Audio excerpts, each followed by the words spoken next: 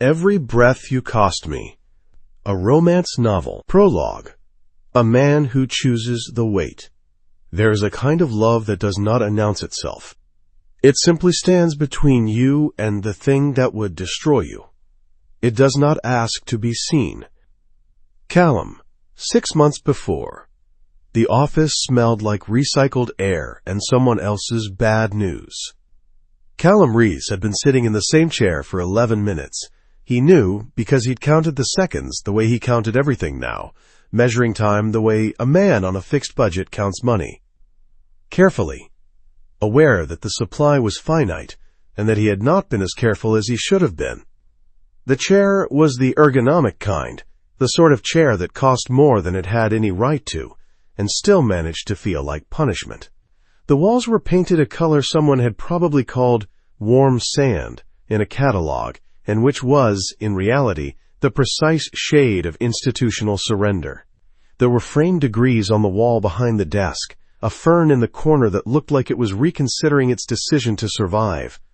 Callum studied the fern. It was easier than looking at the scans. Dr. Owen Hale set the tablet on the desk between them with the careful deliberateness of a man placing something fragile. The scans were lit up in blue and white, the way Callum had seen X-rays lit up in forward operating bases and field hospitals, and every place in between where the human body had become a problem to be solved. He had looked at a lot of scans in his life. He had never looked at his own before today. They were not good. The progression since your last imaging is significant. That was the word Owen used, not alarming, not dire. Physicians had their own language, Callum had learned, a kind of careful architecture designed to convey terrible things without the structural collapse of panic. Significant. Progressive. Irreversible. He let Owen talk. He was good at letting people talk. It was a skill he'd spent the better part of 12 years refining, first in rooms where the wrong response got people killed, later in rooms where the wrong response simply ended conversations he'd needed to continue. He sat still and he listened, and he kept his face the way he kept it in every room that required stillness, which was to say, arranged. Inside, something was doing the math. "How much faster?" he said when Owen paused. "If I keep working." Owen looked at him for a long moment. He was mid-50s, silver at the temples, with the look of a man who had delivered this species of news more times than he could comfortably count. There was no pity in his face, or rather, there was, but it was the professional kind, the kind that coexisted with clinical honesty and didn't let sentiment blur the numbers. "I can't give you a precise figure. The variables are best estimate." Another pause. Owen picked up a pen, set it down. Outside the window, Portland was doing what Portland did in October, raining with a kind of resigned thoroughness. Gray light, lying flat against glass towers and wet streets, and the particular Pacific Northwest melancholy that Callum had always found, obscurely restful. "Every significant physical trauma accelerates the degeneration," Owen said finally. "We're talking about a neurological cascade that is, at its most basic, your body consuming the insulation around its own wiring. Stress hormones slow the process somewhat. Physical impact, concussive force, repeated adrenaline surges, injury, speeds it. If you continue in your current profession, doing what your current profession requires." He stopped, started again. "The timeline we discussed at your last appointment, I'd revise it, substantially." "How substantially?" Owen's jaw tightened. "It was the only thing that moved. I'd want to run more tests before I committed to a number." "But you already have a number." The silence that followed was its own kind of answer. Callum read it the way he read every silence. Completely, the way other men read words, extracting meaning from the specific quality of what wasn't being said. He had always been better at silence than speech. It was one of the things that had made him good at what he did. It was possibly one of the things that had brought him here. He picked up the tablet, looked at the scans again. The white areas, Owen had explained, were lesions, places where the myelin sheathing had deteriorated. Were the signals his brain was supposed to send arrived late or distorted, or not at all? He counted them without meaning to. Occupational habit. There were more than last time. Callum. Owen's voice was measured. The way you measured things you didn't want to spill. I want to be direct with you. I've been direct with you from the beginning because I believe you function better with honesty, and because I respect that you're an adult who is capable of, then be direct. You should stop, simply, flatly, the way you say a thing when you've thought about how to say it and decided that decoration only delays the damage. The work you do, whatever it actually involves, and I've chosen not to ask specifics, you should stop doing it. You should stop immediately, and you should begin an aggressive course of treatment, and you should make significant lifestyle modifications, and if you do all of that, there is a reasonable probability that the timeline we originally discussed remains accurate. And if I don't? Owen looked at him. Really looked. The look of a man who has accepted that some patients will make decisions he would not make for them, and has learned to hold his own feelings about that without letting them contaminate the work. Then we'll need to have a different conversation about what the end of this looks like, and when. Times. He drove back to his apartment through rain that had shifted from resigned to aggressive, the kind of rain that felt personal. His hands were steady on the wheel. They were always steady. That was something, he supposed. The tremors that Owen had mentioned as a likely future symptom hadn't arrived yet. He still had that. The appearance of control. The apartment was on the 7th floor of a building that had views of the water if you stood at the right angle and didn't mind the fire escape partially blocking the sight line. He had rented it furnished in the category of decisions made by a man who didn't expect to stay anywhere long enough to justify the weight of his own furniture. The bookshelves were empty. The kitchen contained coffee, protein bars, and a bottle of single malt he'd been rationing since March. He poured 2 fingers. Didn't drink it. Sat at the kitchen table with it in front of him like a decision he hadn't made yet. On the table, his laptop, a manila folder, a phone that had been silent since he'd walked out of Owen's office. Inside the folder, an offer. He'd received it 3 days ago, through the usual channel. A mutual contact, a former colleague who now ran a firm that existed in the space between legitimate security consulting and the less documented variety. The job was straightforward in outline. A woman in Boston, journalist, had been poking at something that someone powerful wanted left unpoked.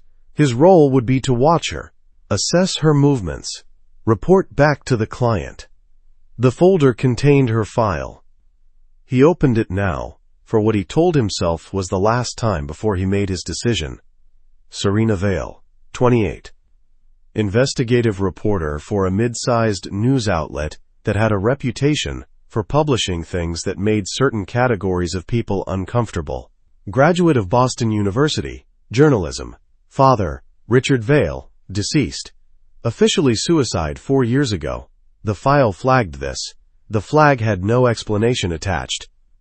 There was a photograph. Press credential photo, the kind that people never looked good in, because the lighting was designed for function and not for grace. She was looking slightly past the camera, the way people did when a photographer told them to look natural, as if natural were a place you could point your eyes. Dark hair, pulled back, expression that was not quite a frown but wasn't comfortable either. The expression of someone who had trained herself to look neutral and hadn't entirely succeeded. There was something in the set of her jaw that suggested she argued with herself regularly and usually won. Callum studied the photograph for exactly as long as he needed to. He read the rest of the file. The story she was working on, the fragment the client's summary mentioned, carefully vague about specifics, involved the Boston city government, a corruption network embedded deep enough that it had been invisible for close to a decade. She'd been circling it for 8 months. According to the client's assessment, she was getting close to the center. The client's assessment also described what they planned to do when she got there. It was in the language of discretion, words like contain and redirect, and manage the situation. Callum had worked in rooms where those words meant other things, specific things, irreversible things. He knew how to translate the architecture of euphemism. He closed the folder, looked at the scotch. Thought about the scans, the white spaces, the count. Owen had told him to stop. Had told him that continuation was acceleration, that every fight he walked into moved the needle on a clock he couldn't afford to move. He was 34 years old, and there was a version of this that ended in a few years with him unable to hold a glass steady, unable to complete a sentence, his brain systematically dismantling its own architecture, while the rest of him watched. Or, he picked up the phone, called the contact number in the file. When the line connected, he didn't give his name. "I'll take the job," he said, "but I'm not working for your client." A pause. Then, "I don't follow." "Yes, you do." He looked at the photograph still open on the table. The woman who argued with herself, and usually won. Tell them you couldn't reach me. Tell them whoever they find next should be more careful about what they put in writing. He ended the call, sat for a long moment. The rain had gone back to resigned. Satchel. Times. He drove to Boston 3 days later, in a car that was rented and therefore unmemorable, with a bag that contained the essentials and nothing that couldn't be left behind. This was not unusual. He had been leaving things behind for most of his adult life. Gear, locations, versions of himself that had served their purpose and were no longer necessary. He was good at traveling light. He had made a practice of it the way you made a practice of any skill that kept you functional in conditions designed to break you. He had told himself, in the 3 days of preparation, that this was a job like other jobs, that he was simply choosing a different client, that the woman in the photograph was a target of protection rather than surveillance, and that the distinction was professional rather than personal, and that the fact that he'd read her file 4 times was a function of thoroughness and not something else. He was, he reflected, a reasonably good liar. He was worse at lying to himself than he'd been 10 years ago, which was either a sign of personal growth or a sign of diminishing resources, and he wasn't sure which. Boston received him the way cities received people who came to them in the service of things cities weren't supposed to know about, without acknowledgement, without ceremony, with the specific, indifferent vastness of a place that had seen everything and remembered none of it personally. The harbor was gray under October clouds. The streets were cramped and historical and full of people who walked fast in the particular way of people who had somewhere to be and resented the distance. He found her building, a 5-story walk-up in Beacon Hill, the kind of neighborhood that had decided its architectural inconveniences were a form of character. He parked 2 blocks away and walked, stood across the street and looked up at the windows on the 4th floor, the one with a lamp burning yellow behind the glass at 11:30 at night. She was still awake, working, probably, given the file's notes about her hours, irregular, intensive, the kind of schedule that belonged to someone running on conviction and insufficient sleep. He'd known people like that in other contexts, people who believed so completely in what they were doing that the body's complaints became background noise, manageable, deferred. He stood in the cold for a while, watching the light in her window. Thought about Owen's voice, the word, significant. The number that hadn't been said because saying it out loud made it a different kind of real. He thought about the file, the flag notation about her father. The word, suicide. And the specific texture of disbelief he'd felt when he read it. The same disbelief he'd learned to trust in 12 years of work, in which his instincts had been, on balance, more reliable than the official version of events. He thought about what the client had planned for her. Owen had told him that every fight he walked into moved the needle. That was true. He had no particular argument with it. The needle would move, because the needle moved. That was the nature of the condition, which was to say, the nature of what his life had cost him and would continue to cost him, in the ratcheting, irreversible economy of a body spending down its own reserves. But he was here. The needle hadn't moved all the way yet. There was still something on the clock, still time in the budget, however reduced. He thought about what you did with a fixed budget when you understood it was fixed. You didn't stop spending. You spent on things that were worth it. The light in her window didn't go out until 1 a.m. He stayed until it did. Then he went back to his car, reclined the seat, and slept the light, efficient sleep of a man who had learned to rest without lowering his guard, a skill that had served him reliably for over a decade in conditions far more hostile than a quiet October street in Boston. In the morning, he would find a way in. He would make himself known to her in the least alarming configuration available. He would do what he did, which was stand between a person and the thing moving toward them and absorb whatever the contact cost. He was good at that. He had always been good at that. He had not, until now, had a reason to think carefully about the arithmetic of it. Times. The thing about a man who has already made peace with his own diminishment. He is terrifyingly unafraid of the cost. The thing he hadn't accounted for. She would make him want to recalculate. Chapter 1. The Wrong Kind of Safe. Serena. Serena Vale had a system. Most people who knew her would have said she had several systems for her notes, her sources, her filing structure, the particular sequence in which she read her morning feeds, but the one that mattered, the one underneath all the others, was simpler than any of them. It had no name. It was just the thing she did, automatically, the way other people breathed or blinked. She counted the things that didn't fit. A source who changed their phrasing between meetings. A document with metadata that didn't match the date it was supposedly created. A man who appeared in 3 consecutive places she'd been, in the span of 4 days, and who did not, in any of those places, appear to be doing what people in those places were usually doing. He wasn't reading. He wasn't waiting for anyone. He wasn't on his phone with the particular vacancy of someone genuinely absorbed in a screen. He was doing the thing that people did when they were trying to look like they were doing something, which was a subtly different thing, and the difference was legible if you knew where to look. She knew where to look. The coffee shop on Newbury Street was warm and overcrowded in the specific way of places that had become institutions. Sticky tables, mismatched chairs, espresso machine with the grind of something industrial, the smell of roasted beans overlaid with wet wool because it had been raining since Tuesday, and everyone in Boston had been dragging October inside with them on their coats. Serena had a table in the back left corner, which she always took when it was available, because it gave her sightlines to the door and both windows, and did not give the door sightlines to her. She'd noticed him the first time 3 days ago. Newbury Street, Tuesday morning, across from the building where she'd met with a City Hall clerk who'd agreed to look at something she wasn't ready to name yet. The man had been standing at a bus stop, reading nothing.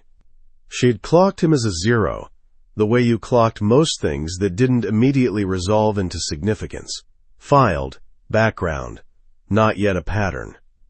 Wednesday, he'd been in the parking structure on Boylston, where she'd left her car, leaning against a concrete pillar with his hands in his jacket pockets, looking at something on the middle distance that wasn't there.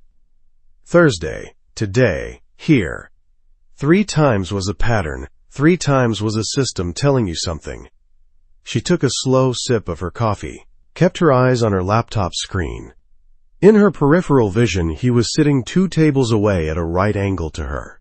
A cup in front of him that had been full when he arrived and was still full 20 minutes later, because he wasn't drinking it any more than he was reading or waiting or doing anything that actual coffee shop patrons came to coffee shops to do.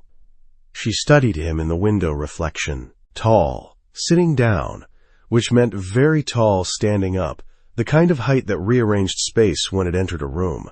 Dark hair, short, no style to it. The face was the kind that didn't give much away. All level planes, and a jaw that looked like it had been carved by someone who considered excess a moral failing.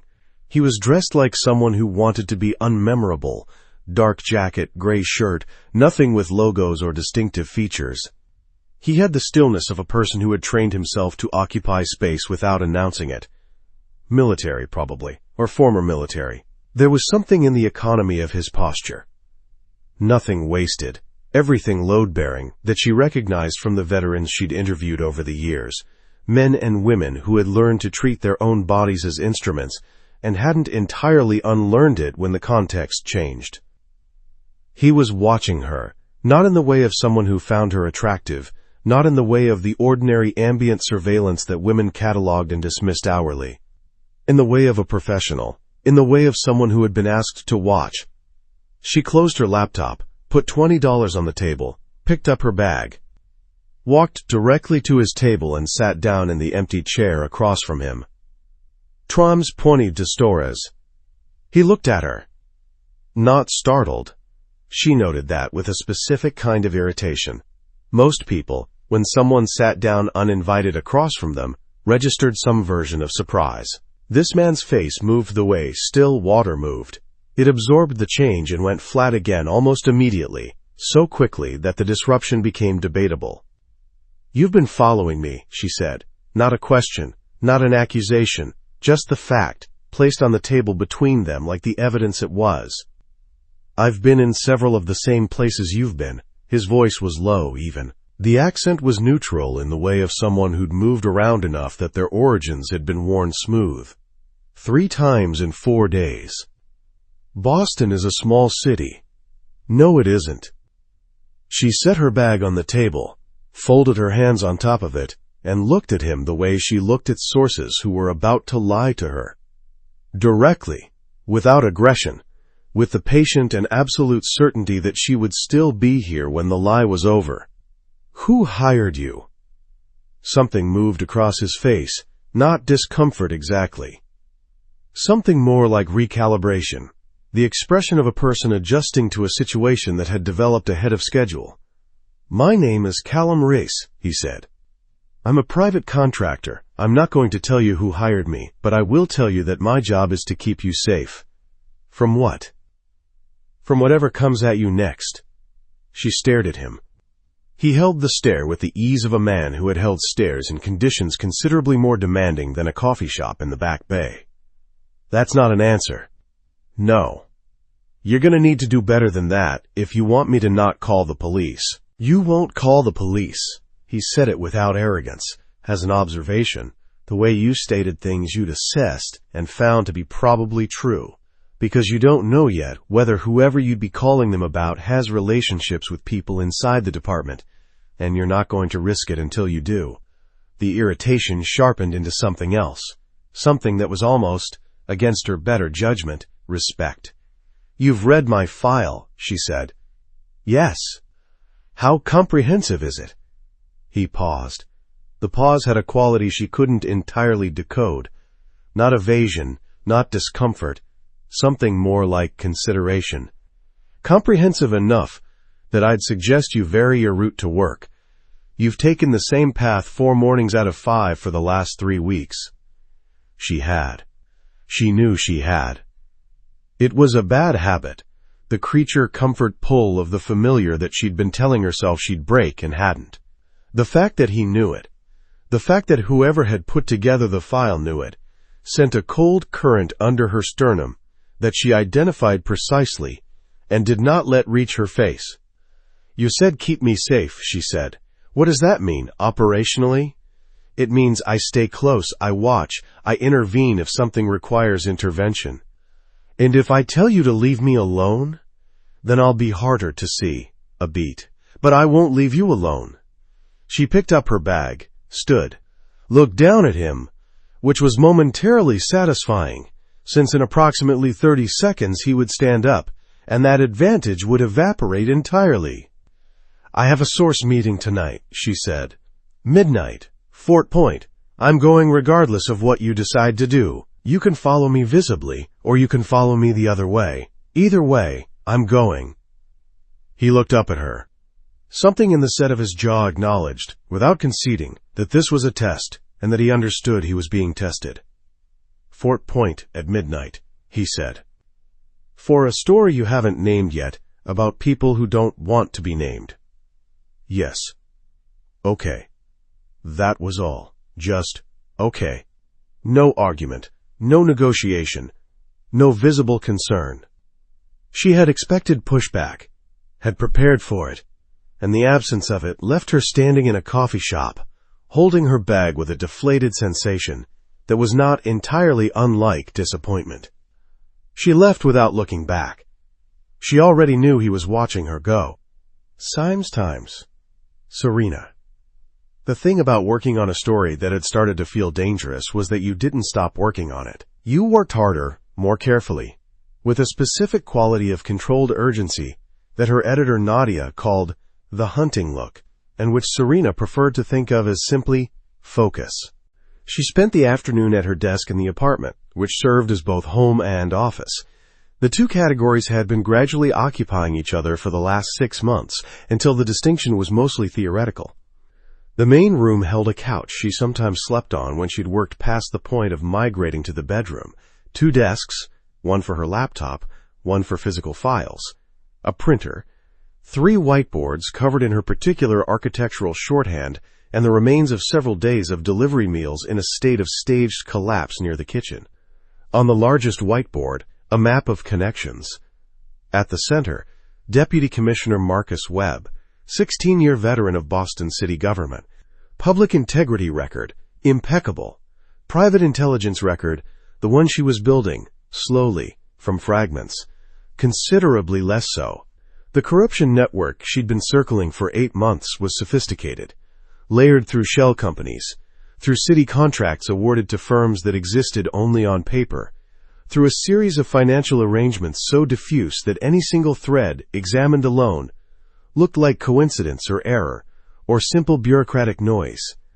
She'd been her father's daughter long enough to know that noise, examined carefully over time, resolved into signal. Her father. She let her eyes rest on the photograph she kept on the corner of the desk. Richard Vale, 52, smiling the crooked smile that she'd inherited, and which looked better on him. She turned it face down before meetings, before phone calls, before anything that required her to be fully armored. It wasn't strategic. It was just that looking at him, while she worked on this particular story, produced a quality of grief she hadn't learned to metabolize on a deadline. She turned it face down now and went back to the whiteboard.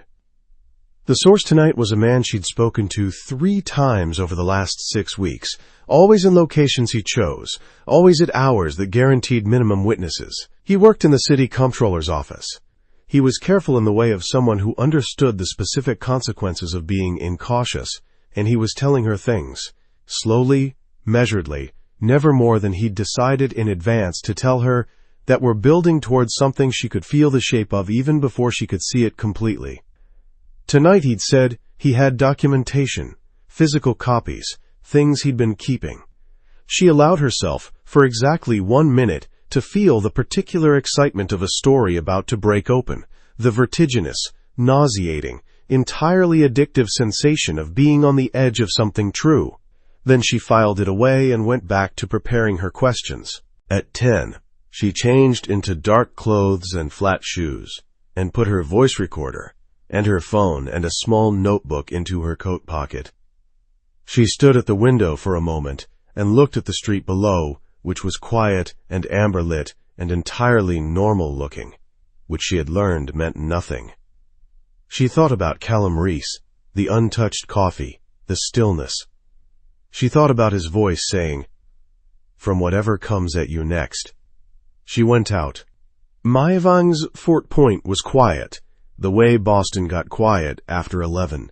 Not empty, but contracted. The daytime population retreated to the neighborhoods, the streets returning to a utilitarian hush. The warehouses along the waterfront had been converted to studios and event spaces over the years, their industrial exteriors softened by lit windows and new signage, but at midnight they were dark, and the channel reflected the sky in long, irregular strips of sodium orange and black. Serena arrived 7 minutes early. She walked the perimeter of the meeting point, a loading bay on a side street off Congress, once quickly, taking inventory. A car she didn't recognize, parked. Dumpsters. A fire door propped open 2 inches on the building across the alley. She noted all of it. Filed it. Callum materialized at her left elbow at 2 minutes to midnight. She'd been looking for him, and still hadn't seen him coming. "Where were you?" she asked, keeping her voice low. "Across the street, roofline." She looked. The building was 3 stories of old brick with a flat roof, entirely unremarkable. "You were on the roof." "I had a better sightline." She filed this too, under the category of things she didn't have the cognitive bandwidth to fully process right now. My source is late. 2 minutes. He's never late. Callum said nothing, but she felt him shift. Not physically, barely perceptibly, but the quality of his attention changed. The stillness that had been observational became something else. Something preparatory. She felt it in her chest before she understood it. The change in the air, the way silence had a different density than it had a moment before. Serena. His voice, quiet, immediate. Stay behind me. Why? She never finished the sentence. The sound was wrong. Not the crack of something she'd recognized from movies, but a flat, percussive compression of air, and the brick of the wall at her left side shed a spray of chips and dust, and Callum was already moving, his hand on her arm, his body between her and the direction it had come from, and they were running. She ran. She did not think about running. Her body understood before her mind did that thinking was a luxury for a later moment, and that right now the only relevant question was the next footfall and then the one after that. He got them into the building across the alley. The fire door, the one she'd noted, already open, and they were through it and into a stairwell that smelled of concrete and old machinery, and he pulled the door shut and held it and stood perfectly still, listening. Serena listened too. Her heart was loud. Everything else was quiet. Are you hurt? He asked, low, unhurried. No. She checked herself. Hands, ribs, the automatic inventory. No. Are you? No. She looked at him in the dim emergency lighting of the stairwell. He was standing with one hand on the door, head slightly angled, listening to a frequency she couldn't access. His breathing was controlled. His face was arranged. There was nothing in it that looked like the adrenaline currently doing structural damage to her own nervous system. My source, she said. I know. He was supposed to have documentation. I know. He met her eyes. We'll find out what happened to him, not tonight. She wanted to argue. The journalist in her, the part that ran on the specific fuel of needing to know, wanted to go back out there, wanted to find the origin point of that sound, wanted to locate her source and extract whatever he'd been carrying. The rest of her, the part that was currently running a biological audit of all the ways tonight, could have resolved differently, understood that Callum was right. Not tonight. They waited in the stairwell for 9 minutes. Then he moved them out through the back of the building, through a service alley, through 2 more streets, in a route she couldn't have retraced afterward, until they were in a car she didn't recognize. His, she assumed, moving north. She didn't speak for several blocks. He didn't prompt her. How did you know? She asked finally. The car. It didn't belong on that street at that time. I noted the car. You noted it as a data point. I noted it as a problem. There was no superiority in it, just the flat, level statement of a difference in training in how 2 people had learned to read the same information. She found, to her faint irritation, that she couldn't argue with it. Back at her building, he walked her to the door and stood outside it while she got her keys out. She turned at the threshold. You're going to tell me who hired you, she said. Eventually. Maybe. And you're going to tell me everything in my file. Some of it. She looked at him. He looked back. The sodium light from the street caught the line of his jaw, the level set of his eyes. The quality of stillness that she was beginning to understand was not emptiness, but the opposite. Something held very tightly in a very controlled space. Good night, Callum Reese, she said. Good night. She went inside, locked the door, stood in her hallway with her back against it, and breathed. The wall where the shot had landed was replaying itself in loops behind her eyes. The spray of brick dust, the compressed sound, the way he had moved. Fast. Sure. Already between her and it, before she'd processed what it was. She pushed off the wall and went to her desk and opened her laptop and started a new document and began writing down everything she could remember in the order she remembered it, the way she always did after a source meeting, though this was not remotely the source meeting she had planned. Her hands were steady. She was obscurely proud of that. At some point, she wasn't sure when, she became aware that she was not actually thinking about the shot, or the source, or the documentation that had not materialized tonight.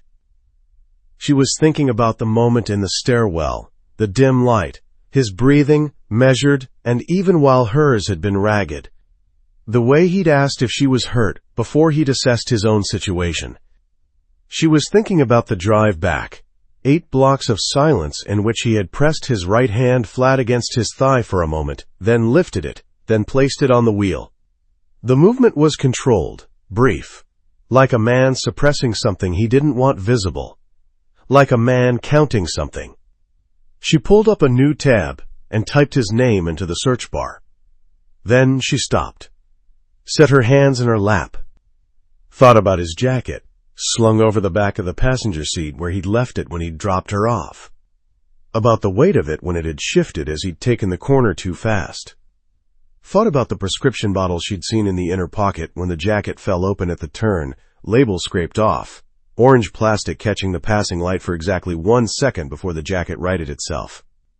She was a journalist. She noticed things people didn't want noticed. She stared at her laptop screen for a long time without typing anything else. Chapter 2. The Rules of Distance. Serena. He was in the hallway when she opened the door at 6:45. Not inside, not in the stairwell. Directly in the hallway outside her apartment, sitting with his back against the wall opposite her door, one knee raised, arms loose across it. He had what appeared to be a coffee from the place 2 blocks down. She recognized the cup, and a stillness about him that suggested he had been there for some time and had no particular feelings about it either way. She stared at him. He looked up. Morning. Did you sleep in my hallway? I slept in my car. I've been here since 5:30. She processed this. She was not, at 6:45 in the morning, operating at full capacity. She had slept 4 hours, which was 2 less than she needed, and 2 more than she'd expected, given that she'd spent most of the night rebuilding her source meeting in her mind, looking for the scene where it had come apart. She was holding her own coffee, which she had made badly because she'd been distracted, and she was wearing her coat over yesterday's clothes because she'd been planning to go out and not planning to have this conversation first. You can't stay in my hallway, she said. I know. He stood. The movement was easy, unhurried, the movement of a man whose body did what he told it to without commentary. Standing, he was exactly as tall as she'd calculated, several inches over 6 feet, which reorganized her spatial relationship to the corridor in an uncomfortable way. I want to propose a different arrangement. No. You haven't heard it. I don't need to hear it. I've been managing my own safety for 28 years, and I've been working this story for 8 months, and I have sources and contacts and institutional knowledge of what I'm dealing with that you don't have, and I don't need. Someone tried to shoot you last night. She stopped. The word sat in the hallway between them, flat, accurate. She had spent the night carefully not arranging them in that particular sequence, preferring instead the clinical language of her own reporting. Incident, event, projectile impact, unknown origin, and hearing them in his voice, in that register, in the hallway outside her apartment at 6:45 in the morning, did something to the carefully maintained architecture of her composure that she immediately moved to repair. I know that, she said. Then hear the arrangement. She looked at him. He looked back. He had, she noticed, drunk approximately none of his coffee either, which meant they were both standing in her hallway, holding coffee-shaped props in what was either a negotiation or a standoff, and she wasn't entirely sure which. Fine, she said. Talk. Times. The arrangement was this. He would use the building's vacant unit on the 3rd floor. Her super, a man named Garrett, who had the energy of someone who had long ago stopped asking questions about his tenants, confirmed that 3C had been empty for 2 months and would be empty for 2 more. Callum paid for it in cash, in advance, in a transaction Serena declined to witness on the grounds that she didn't want to know the specifics. He set up in 3C. She stayed in 4B. one floor between them, which she told herself was a reasonable distance and which felt, in practice, like considerably less. The problem was not that he was there. The problem was that she was aware of him being there in a way that interfered with concentration, which was the resource she could least afford to deplete right now. She worked at her desk. He sat in the corner of her apartment. She'd made the tactical error of telling him he could come upstairs while she worked, reasoning that she could better monitor someone she could see, with a laptop she hadn't seen him produce, and a silence so thorough it should have been easy to ignore. It was not easy to ignore. Part of it was the size of him. He managed his presence with a kind of professional modesty, taking up as little spatial claim as someone his dimensions could reasonably manage, but there was a physical fact to him that the room absorbed and redistributed, like a change in barometric pressure. She was aware of exactly where he was at any given moment, the way you were aware of a source of heat in a cold room, not looking at it directly, but always knowing. Part of it was the watching. He watched her work with the same quality of attention he directed at the street outside the coffee shop. Not intrusive, not performed, but constant and extremely thorough. She found herself doing things with slightly more deliberateness than usual, writing with more care, thinking with more architecture, which was either a positive development or an indication that she was performing for an audience she'd told herself she didn't have. "You're distracting," she said at noon without looking up from her screen. "I'm not doing anything. That's what's distracting." A pause. "I could read something." "Do you read?" "Yes." "What?" Another pause, longer. She looked up. He appeared to be considering the question with more seriousness than it had warranted. "History, mostly," he said finally. "Military, some economics. I read a lot of contracts." "For pleasure?" "Contracts are clarifying." She looked at him for a moment. He was entirely serious. She went back to her screen. "There's a bookshelf by the window," she said. "Take whatever you want." She heard him get up, heard the particular sound of someone scanning spines with a finger, the soft percussion of a book being pulled free. Then the creak of the chair and silence again. After a while, she forgot to be aware of him. Or perhaps more accurately, the awareness became so constant that it receded below the threshold of active attention, the way the sound of rain eventually stopped being something you heard and became simply the texture of the afternoon.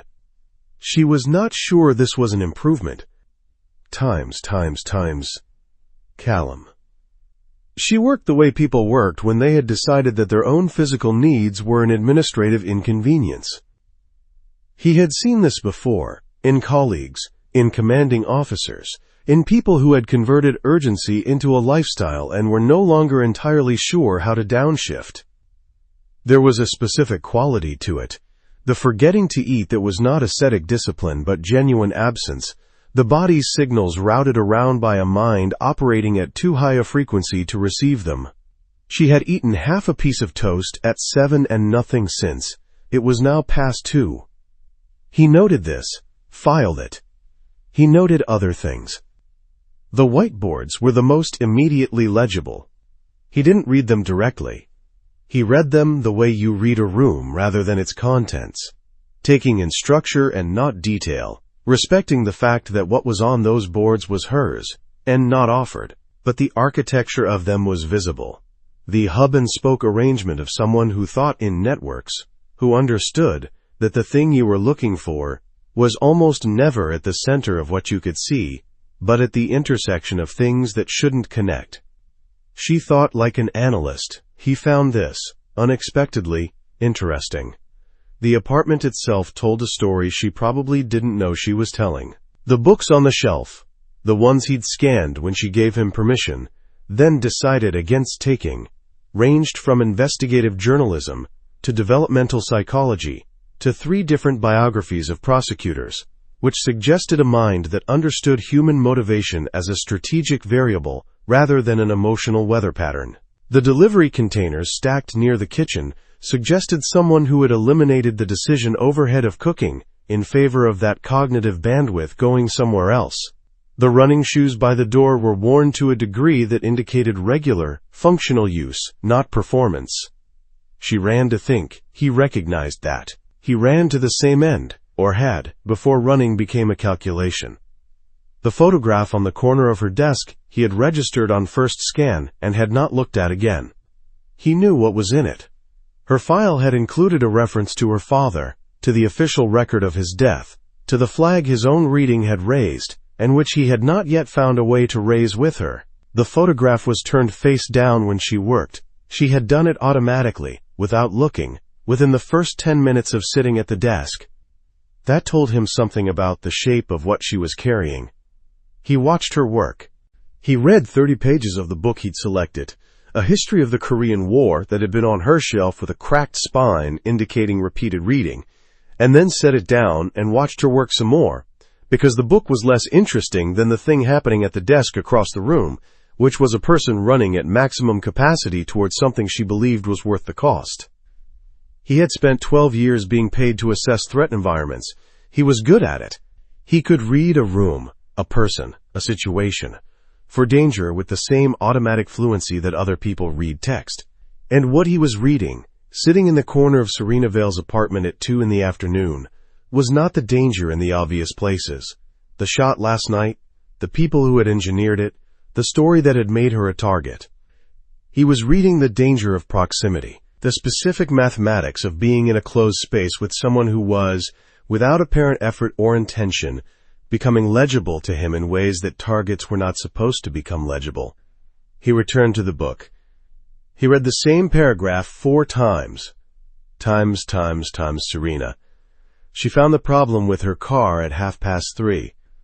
She'd had a meeting, physical, off-site, the kind that required her to be somewhere that wasn't her apartment, with a source contact who worked adjacent to the city comptroller's office, and who had, unlike her Fort Point source, neither disappeared nor been shot at. She had told Callum where she was going, and he had said he would drive her. She had said no. He had looked at her for a long moment and then said, "Then I'll follow," and she had said fine, which was becoming their default resolution to every disagreement, and which she was beginning to find had the texture of a truce rather than a victory.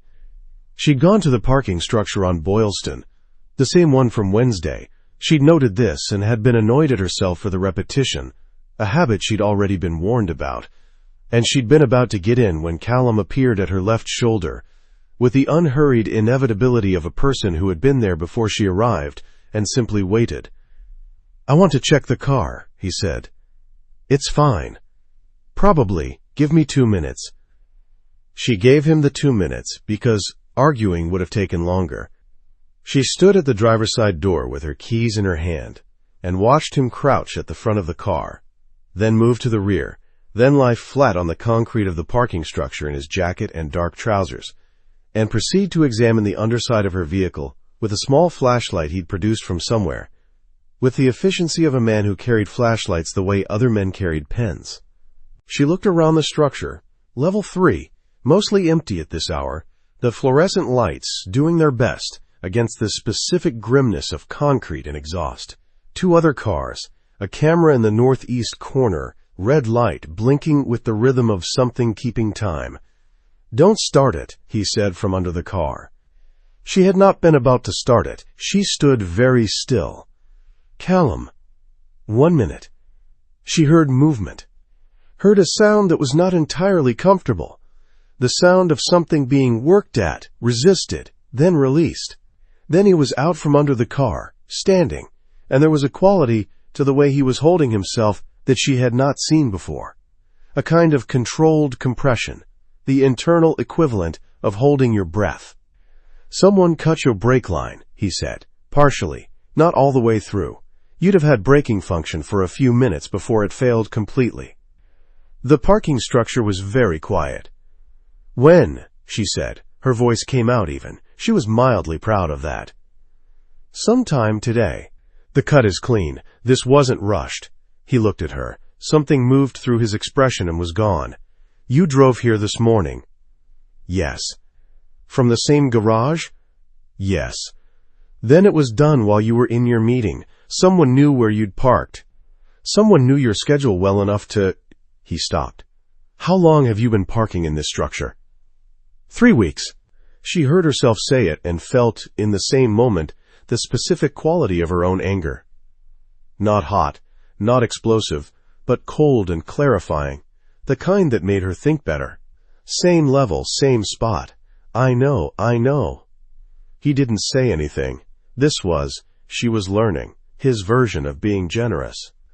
She called a cab from the structure while he arranged for her car to be towed to a mechanic he apparently trusted, handling it with a series of brief phone calls in a voice too low for her to catch the details. When he was done, he put his phone away, and she saw him flex his right hand once, not dramatically, just the small, functional movement of checking something, and she saw the knuckles. 2 of them scraped raw, dried blood at the edges. "You said you caught them on a bolt," she said. He looked at her, then at his hand. "I did." "That's not what a bolt does." A pause. The parking structure hummed around them. Somewhere on a lower level a car started. "I had to remove a bracket that was in the way," he said carefully. "The edge was sharp." She looked at his hand for a moment, at the specific geography of the damage, the distribution of it, the angle. She had grown up with a father who came home with hands that told stories he didn't. She had learned early how to read what hands said when mouths were managing information. These hands said something had happened under that car that was more complicated than a bolt. "Thank you," she said, meaning it, meaning more than the car, though she didn't say that. He nodded once. The nod of someone receiving information and filing it, not of someone accepting an emotional exchange. In the cab on the way back to her building, she sat with the city passing outside the window and ran the arithmetic of the last 24 hours, the shot, the source who hadn't appeared, the break line. 3 points of contact in 15 hours. And she realized, not the target of someone who was being careful. She was the target of someone who was being thorough, methodical, someone who was working through options with the patience of a person who had time and resources and was not particularly worried about being caught. That told her something important about who she was dealing with. It also told her that whatever her source had been carrying to Fort Point, the documentation, the physical evidence he'd promised, was now either gone or in the wrong hands, and that the window for using it was almost certainly closing. She looked at Callum in the seat beside her. He was watching the street with the sideways attention of a person tracking movement, cataloging, the continuous background computation of threat assessment that apparently didn't require his full conscious engagement. She thought about his knuckles. She thought about the prescription bottle in his jacket pocket last night. She opened her mouth, closed it. Asked instead, "Do you have contacts in the city? People who could find out what happened to a man who was supposed to meet me last night and didn't?" He glanced at her. "Some, depends on who he is." "His name is—" She stopped, reconsidered the cab driver, the open window, the ambient city. "I'll tell you upstairs." "Okay." The cab stopped at a light. A couple crossed in front of them, sharing an umbrella against the drizzle, their shoulders pressed together. Ordinary. The texture of an afternoon in a city that didn't know anything was wrong. She turned away from the window and looked at the seat in front of her.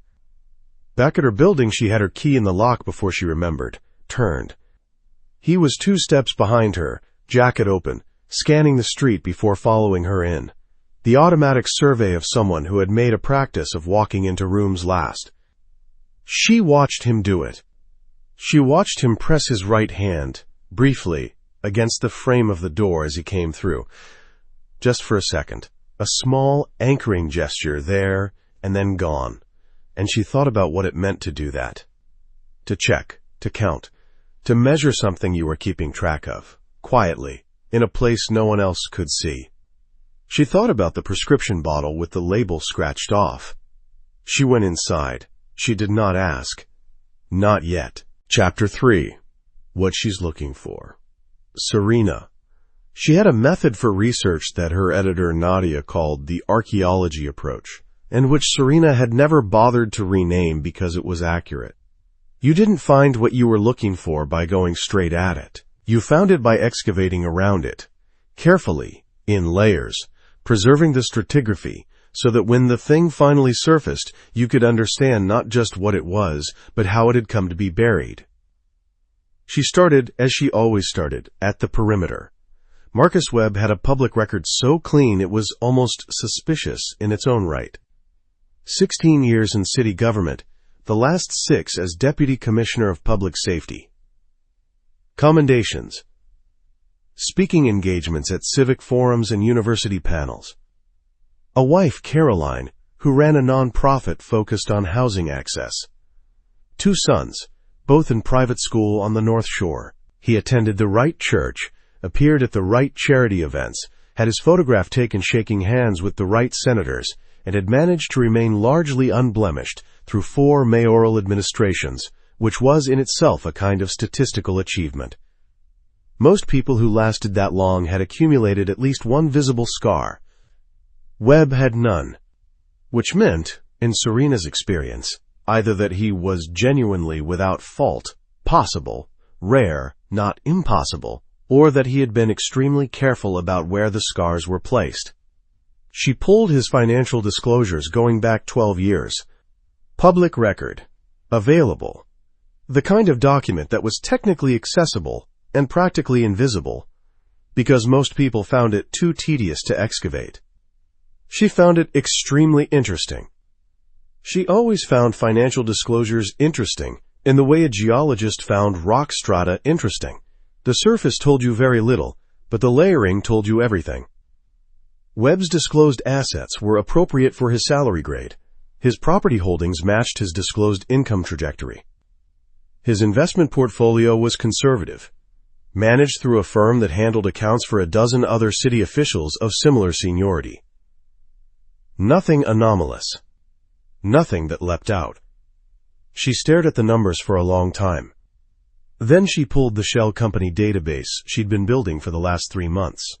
A private document, encrypted, stored on a drive that did not connect to her primary network and cross-referenced. The first hit was small. A consulting firm registered in Delaware, dissolved after 18 months, that had received a city contract for infrastructure assessment in the Seaport District 4 years ago.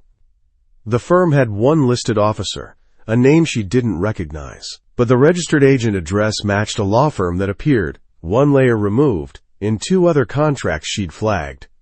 The law firm itself was legitimate, mid-sized, nothing alarming.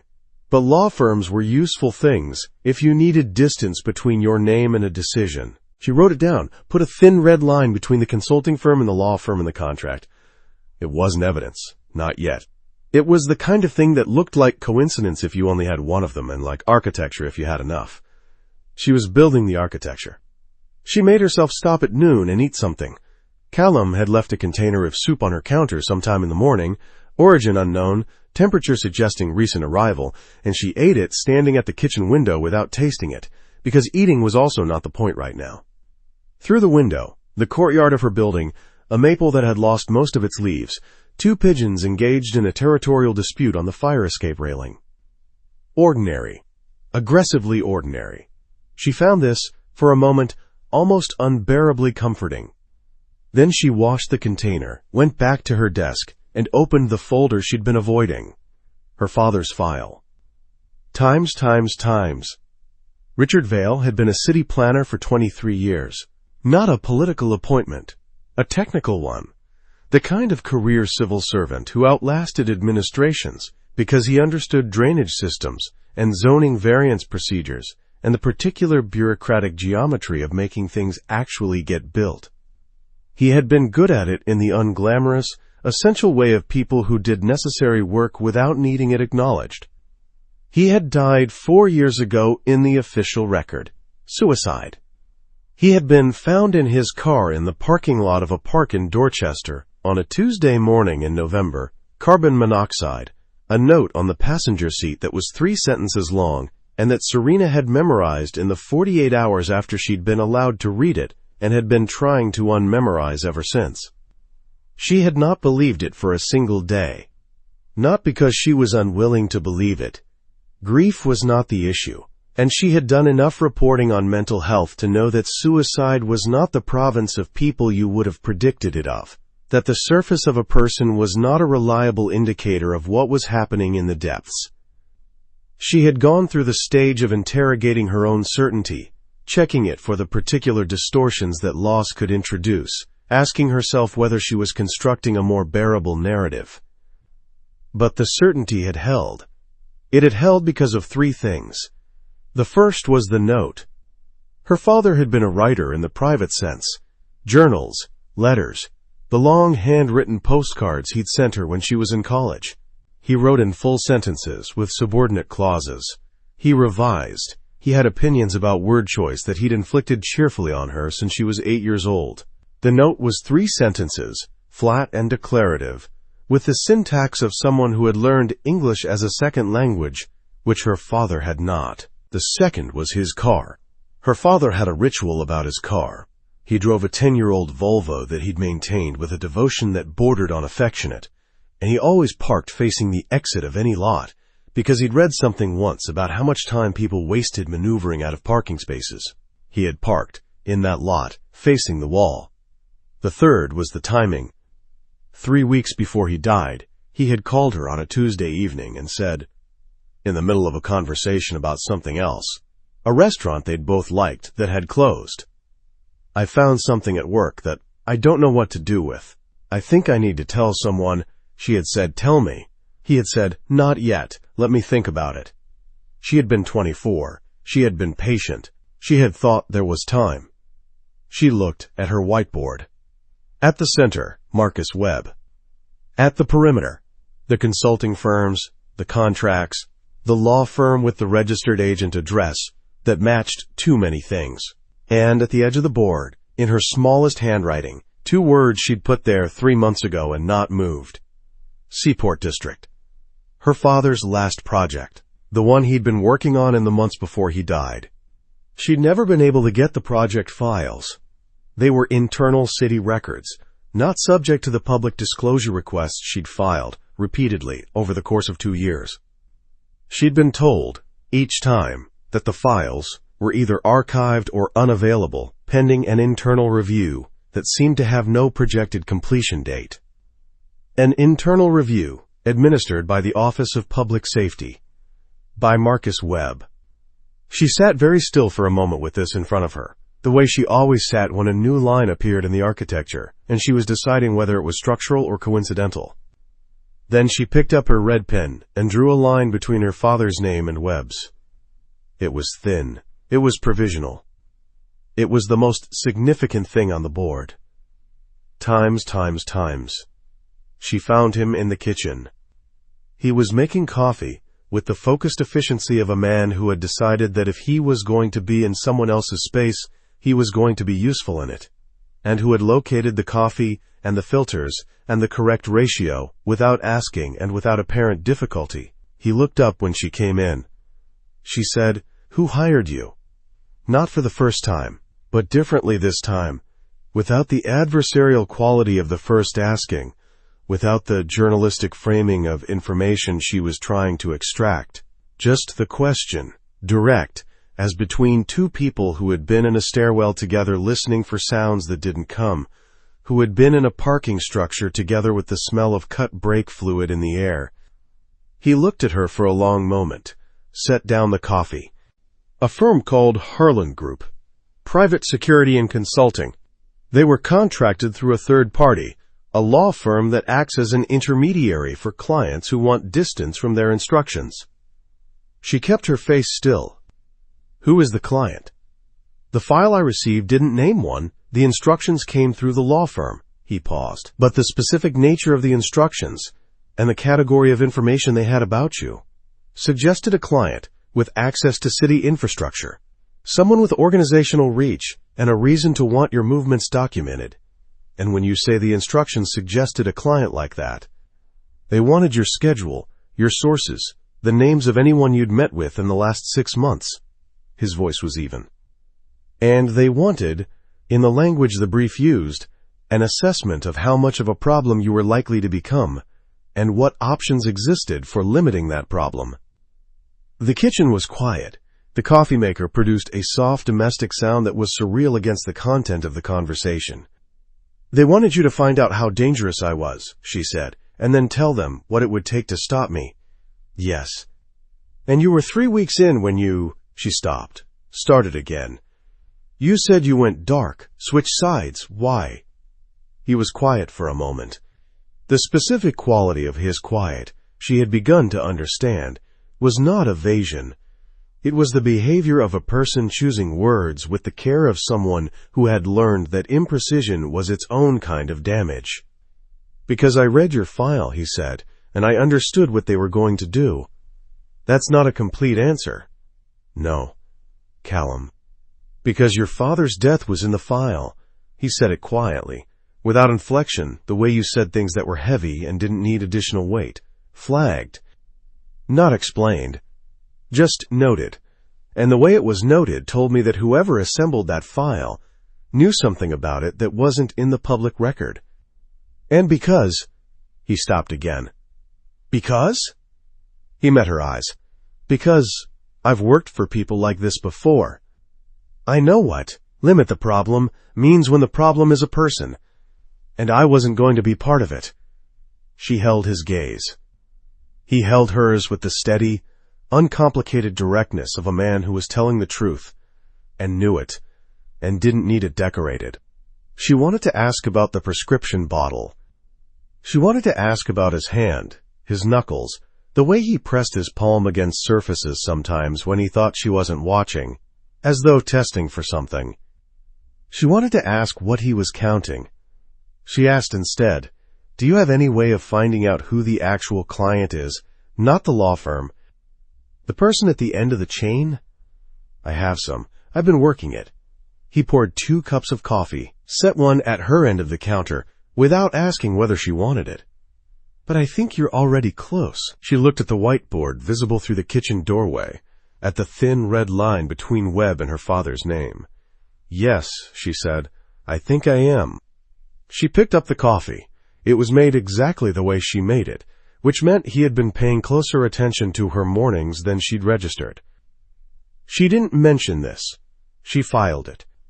Nums, Times. The package was waiting on her doorstep when they returned from a brief errand late that afternoon, a hardware store 2 miles away, where Callum had replaced the lock on her front door with something that required a key she hadn't seen before, and that he'd installed in 7 minutes while she stood in the hallway, being unhelpful and thinking about Webb. She almost stepped on it. A padded envelope, letter-sized, no return address, her name written on the front in a handwriting she did not recognize. Postmarked yesterday from a postal code in Dorchester. Callum was beside her immediately.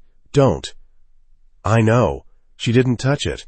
Crouched and looked at it, reading the exterior the way she read everything, for what it was trying to tell her, and what it wasn't. Padded envelope. Not rigid. Flexible. Something small inside. There was give in the material. Nothing that felt, to her practiced eye, like anything other than an object. A very ordinary object. He scanned the hallway. Then, "Let me." She stepped back. He opened the envelope with a care that was neither theatrical nor hurried, the practiced caution of a man who had a specific and rational relationship with unknown packages, and looked inside before he withdrew the contents. A watch. Silver. Older. The kind of watch that had been worn for a long time by someone who wound it every morning. The crystal was scratched. The band was leather, darkened with years of wear, worn thin at the inside of the wrist. Serena stopped breathing. She knew that watch. She knew the scratch on the crystal. She had caused it, age 9, dropping it on the flagstone steps of their house in Brookline while examining the mechanism because she had been the kind of child who needed to know how things worked. She knew the worn patch on the inside of the band. She knew the faint dent on the left side of the case from a time her father had caught the edge of a filing cabinet. She knew it because she had last seen it on her father's wrist at his funeral. She had last seen it because it had been buried with him. Serena. She was aware that she had put her hand on the wall. She was aware of Callum's voice, and of the hallway, and of the fluorescent light overhead, which had a slight flicker that she had always meant to report to Garrett, and never had. She was aware of all of these things in the way you were aware of the room, when something had happened in it that rearranged the furniture of the possible. It was buried with him, she said. Her voice came out perfectly level, which was not how it felt. They dug it up. Someone dug it up and sent it to me. Callum said nothing. He was watching her with the quality of attention that she had begun to understand was his version of gentleness. Full, complete, not trying to manage what she was feeling, but not leaving her alone in it either. "Open the case," she said. "Serena, please." He turned the watch over. The case back was a hinged cover, the old kind, the kind that snapped open with a thumbnail at the seam. He opened it. Inside the back casing, fitted with the precision of someone who had known exactly what they were doing, was a memory card, micro SD, the kind that could hold documents, audio files, whatever a man who had found something at work and didn't know what to do with it might have decided to preserve in the one place he could think of that would survive him. She looked at it for a long time. "Someone wanted you to have this," Callum said. His voice was careful. "Someone who knew where to look. Or someone who already had it and waited until now to send it." She straightened, felt her mind shifting into the particular gear that operated when a story was about to change shape. "Someone who has been watching all of this. Who knows I'm close. Who decided that now was the moment. That makes them either an ally or someone who wants to control what you do with it." "Yes." She took the watch from his hands, held it for a moment. The familiar weight of it, the temperature of the metal, the texture of the worn leather band. She thought about her father's wrist, about the Tuesday evening phone call, about, "I found something at work that I don't know what to do with." "He hid it," she said softly, "before he died. He hid it in the one place he knew I would eventually look." She closed her fingers around the watch. Then she went to her desk, opened the bottom drawer, and retrieved the card reader she used for her camera equipment. Her hands were steady. She made sure of that. She inserted the memory card. The files loaded slowly. There were 11 of them, a mix of document scans and audio files, each labeled with a date. The earliest was 14 months before her father's death. The most recent was 3 days before. She opened the most recent audio file. The quality was poor, recorded on something small, a phone or a portable device, in a room with ambient noise, traffic maybe, or an HVAC system. And then a voice she had not heard in 4 years filled her apartment, and the bottom dropped out of everything. "I know what you're going to do. I want you to know that I know. And I want you to know that it doesn't matter, because I've already made sure it's preserved. Whatever you decide to do to me, the record exists. People will find it. My daughter will find it." A second voice, smooth, controlled, a voice she did not recognize from its sound, but that she recognized from its cadence, from the particular quality of a man speaking to someone he had already decided the fate of. "Richard, let's not be dramatic." Her father again. "Her name is Serena Vale. She works for the Courier. She's very good at her job, and she doesn't stop." The recording ended. The apartment was completely silent. Serena sat with her hands in her lap and her eyes on the screen, and felt the particular quality of an understanding that had been building for 4 years, arriving, finally, at its destination. Not relief, not grief. Something more like the sensation of a lock turning, the recognition of a mechanism that had always been there, clicking into alignment at last. "Serena," Callum's voice, from somewhere behind her.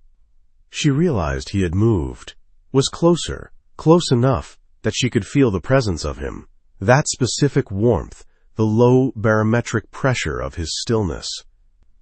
"I'm all right," she said. A pause. "I know." She did not turn around. She looked at the audio waveform on her screen, the peaks and valleys of her father's voice preserved in a digital file, hidden inside a watch, hidden in a grave in a cemetery in Brookline. She had 11 files, She had a name she didn't recognize yet, the second voice, but she had something better than a name. She had her father's last act, deliberate, calm, precisely aimed. She's very good at her job, and she doesn't stop. Play it from the beginning, she said to the empty room, meaning herself, meaning, don't stop now. She opened the earliest file. She started at the perimeter. She worked inward. Chapter 4. The Cost of Staying. Callum. She listened to all 11 files. It took 4 hours and 20 minutes. He knew because he was in the apartment the entire time. First in the corner with the history book open on his lap. Unread. A prop his hands occupied while his attention went elsewhere. And then, when the light outside went from afternoon gray to evening black, simply sitting without pretense at the other end of the room, because the book had stopped being a convincing fiction, and he'd decided not to insult either of them by continuing it. She did not cry. He had half expected it. Not because she was the kind of person who cried easily. Nothing in her file or the 2 days of proximity had suggested that. But because of what was on those files. The voice of a dead man. A dead man who had known what was coming and had aimed himself, in the end, at his daughter like an arrow he'd had to trust, would eventually find its mark. She did not cry. She listened with her elbows on the desk and her hands folded in front of her mouth, the posture of someone praying or thinking or doing the particular thing that was both at once. And she made notes in the margins of a yellow legal pad and sometimes stopped the audio and rewound and listened to a section again. And sometimes she sat very still for 30 or 40 seconds between files with her eyes focused on a point approximately 12 inches beyond the screen. He watched her fall apart and put herself back together so many times that the process became a kind of rhythm, the intake of breath, the small reset in her jaw, the return to the legal pad. He had seen people absorb terrible information in many contexts, and what he was watching was not the performance of control, but its actual exercise. The real-time application of a trained mind to the task of remaining functional while something personal was happening in the background, and the personal thing was very large. She was, he thought, one of the most disciplined people he had ever observed. He had known operatives with less operational composure. He found this obscurely painful. At 9:14 she pushed back from the desk and stood for a moment with her hands at her sides. She looked at the window, at the dark city outside. The second voice, she said, on the last recording. I don't recognize it yet, but there's background noise in the recording, traffic, and something else. Something with a specific pattern. I think it's the elevator in the Seaport building, where my father's office was. Which puts the second voice in your father's building. At minimum, in conversation with my father in his building in the last 3 days of his life. She turned from the window. Someone was there. Someone who knew. Someone who chose to let it happen and has been in a position of authority ever since. Or someone who made it happen. Yes. She looked at the legal pad, at the notes she'd made. Tight, architectural, the handwriting of someone who thought faster than her hand could move. Then she looked at him with the directness she turned on everything she was trying to understand. I can't do anything with this tonight, she said. It cost her something to say it. He could see the cost. The audio alone won't be enough. I need the documents. I need to find out who that second voice belongs to. She stopped, breathed. I need to stop for tonight. Yes, he said. Don't agree with me like that. It's condescending. I'm not agreeing with you. I'm confirming a fact. She looked at him for a moment, with an expression that was not quite a smile. Something smaller and more complicated. The expression of a person who has found something unexpected in a place they weren't looking for anything.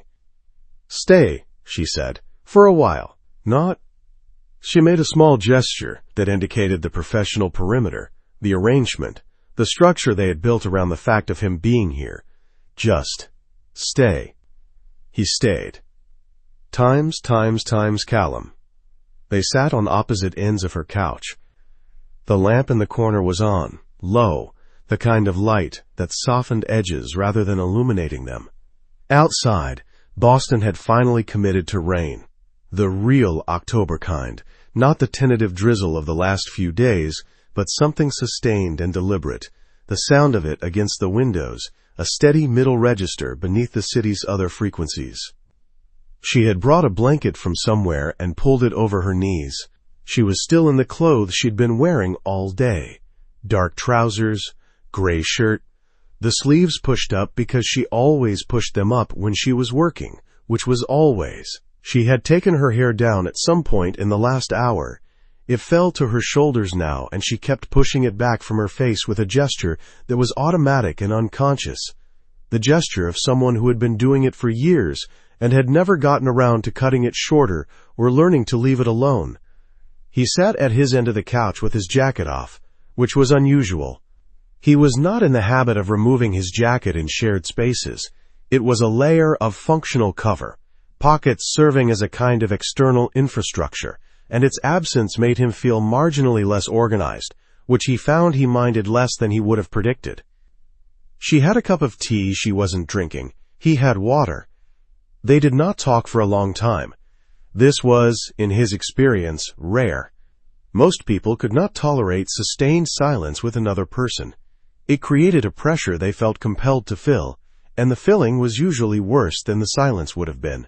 He had met very few people who understood that silence between two people who were both actually present was not an absence of communication but its own kind of communication, specific and dense. Serena Vale, he was learning, understood this completely. The rain continued. A taxi passed on the street below, its sound arcing past the window and fading. She pulled the blanket slightly higher. He watched this peripheral motion and looked back at the wall. "He would have liked you," she said. He looked at her. She was looking at the middle distance, the same focused point she aimed at when she was thinking. "Your father." "Yes." A pause. He had a thing about people who said less than they knew. He thought it was a sign of discipline. He used to say that the most dangerous thing you could do in a negotiation was let the other person know what you valued. She glanced at him sideways. "You do that." The sayingless thing. "It's professional habit." "I know, that's why he would have liked you. He would have found it interesting to watch." Her voice was even, and she kept it even deliberately, but underneath the evenness was something that he recognized as grief in its post-acute phase. The grief that had become structural, load-bearing, built into the frame of a person rather than sitting on top of it. "What was his name?" Callum said. Not a question exactly. More like, "I know his name, I want to say it here." "Richard." She said it simply, the way you said the names of people you'd stopped being able to talk about in most contexts. "He went by Rich with everyone except me. With me, he was always Dad, which is," she stopped, "obvious. Never mind." "No," Callum said, "it's not obvious." She looked at him properly then for a moment. The lamp caught the angle of her face, the particular quality of attention she brought to everything, turned now briefly, quietly, in his direction. He held it.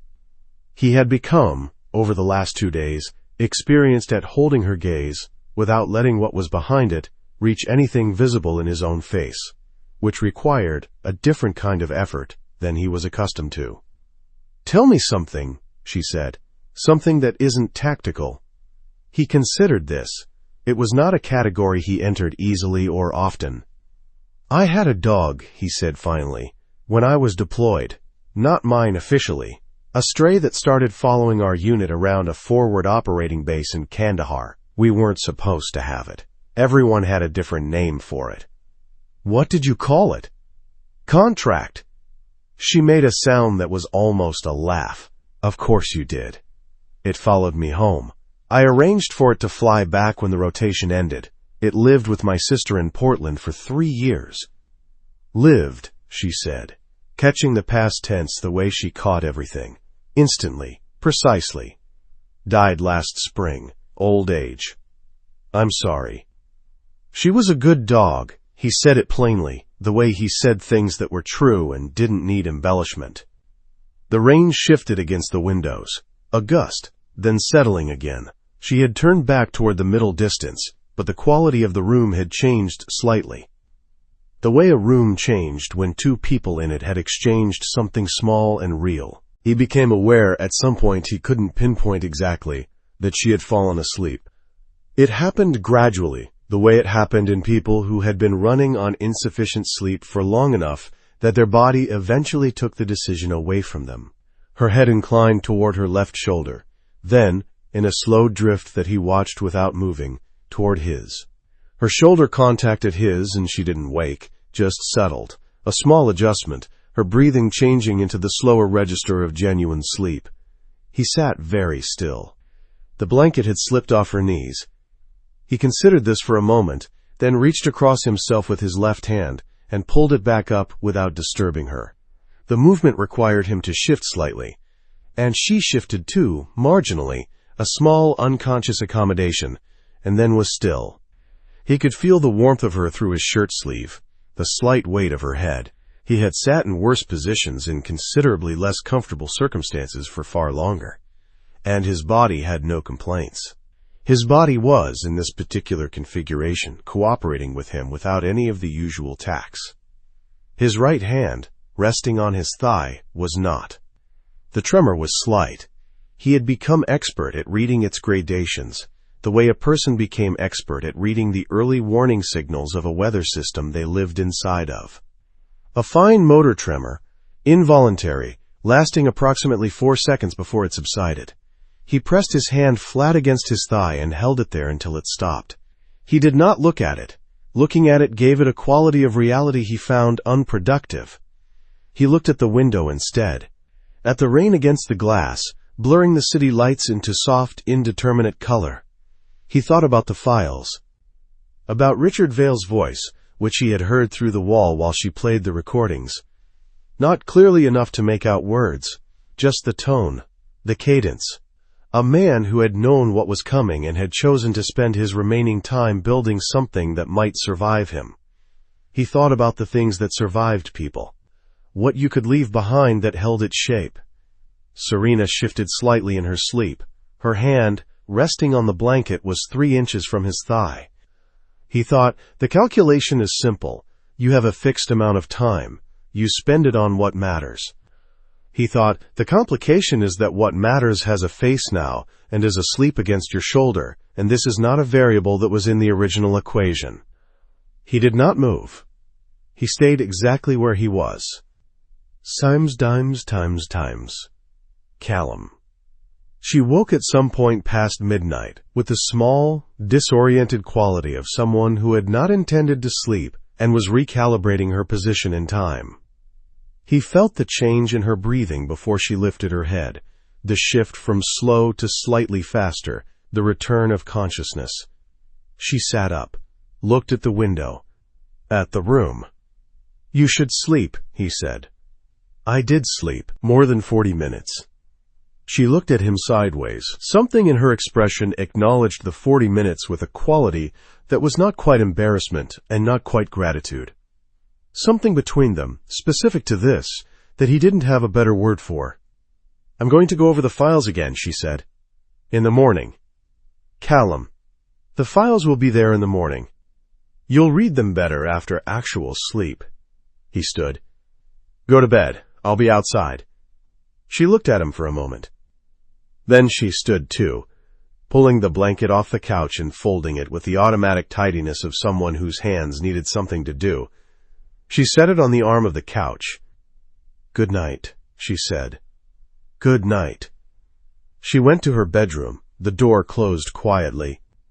He stood in her living room for a moment, at the desk, at the legal pad with her handwriting across it, at the screen still showing the audio file interface, the waveforms of her father's voice rendered in digital blue. He put on his jacket, let himself out quietly and stood in the hallway. He took out his phone. The time showed 12:47. Portland was 3 hours behind. 9:47 there. Owen would still be awake. Owen was always still awake at this hour. Owen was one of those physicians who maintained the fiction that medicine was a 9-to-5 profession and lived in evident disbelief of it. He pressed call, stood with his back against the wall opposite her door, the same position he'd occupied this morning, and listened to it ring. Owen picked up on the third ring. Callum. The tremor is occurring involuntarily now, Callum said. He kept his voice low even.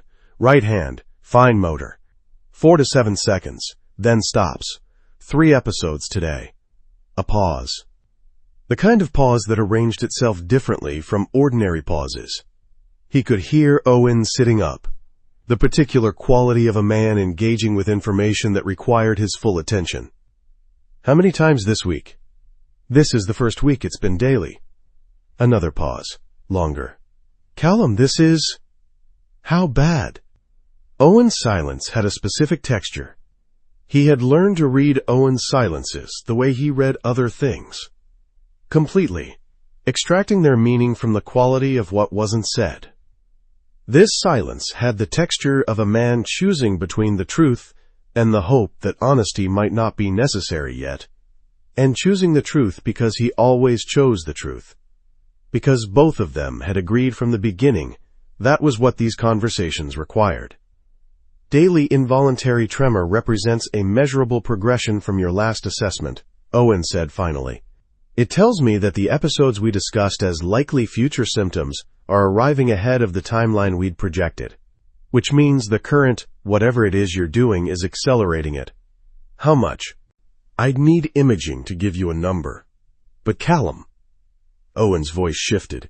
Not unprofessional, just honest. The way a man was honest with someone he'd been in conversation with for 2 years about the manner of that person's diminishment. If you're experiencing daily episodes after physical stress, we're not talking about the timeline we discussed at your last appointment. We're talking about... He stopped. Come in. Let me do imaging. I can't come in right now. Callum. I know what you're going to say. Then you know it's true. He looked at the door across the hallway. Serena's door. The light was off beneath it. She'd gone to bed. Actually gone to bed. And he felt something register at this that was disproportionate to the information it contained. I'll come in when I can, he said. That's not. Thank you, Owen. He meant it. He meant it with the complete sincerity of a man who understood what he was being given every time this conversation happened. Not hope exactly, but honesty, which was more durable. I'll be in touch. He ended the call. He stood in the hallway for a moment with the phone in his hand and the quiet of the building around him. The rain had eased. From somewhere below, a door opened and closed. The elevator hummed distantly. He pressed his right hand flat against the wall, held it. The tremor had already passed. This one had lasted longer than 4 seconds. He stood there until his hand was steady. Then he pocketed his phone, slid down the wall to sit with his back against it, knees raised, and settled in for the night. Times. Serena. She woke at 5:43. It was the hour she always woke when she'd gone to bed with something unresolved. Her body's version of an alarm, less reliable than an actual alarm, but considerably harder to ignore. She lay in the dark for approximately 90 seconds and then got up, because she had never successfully argued herself back to sleep at 5:43, and she had long since stopped trying. She went to the kitchen, made coffee, stood at the window with it, and watched the city lighten through, pre-dawn to the particular blue-gray of early November, the kind of light that made everything look like it was still deciding.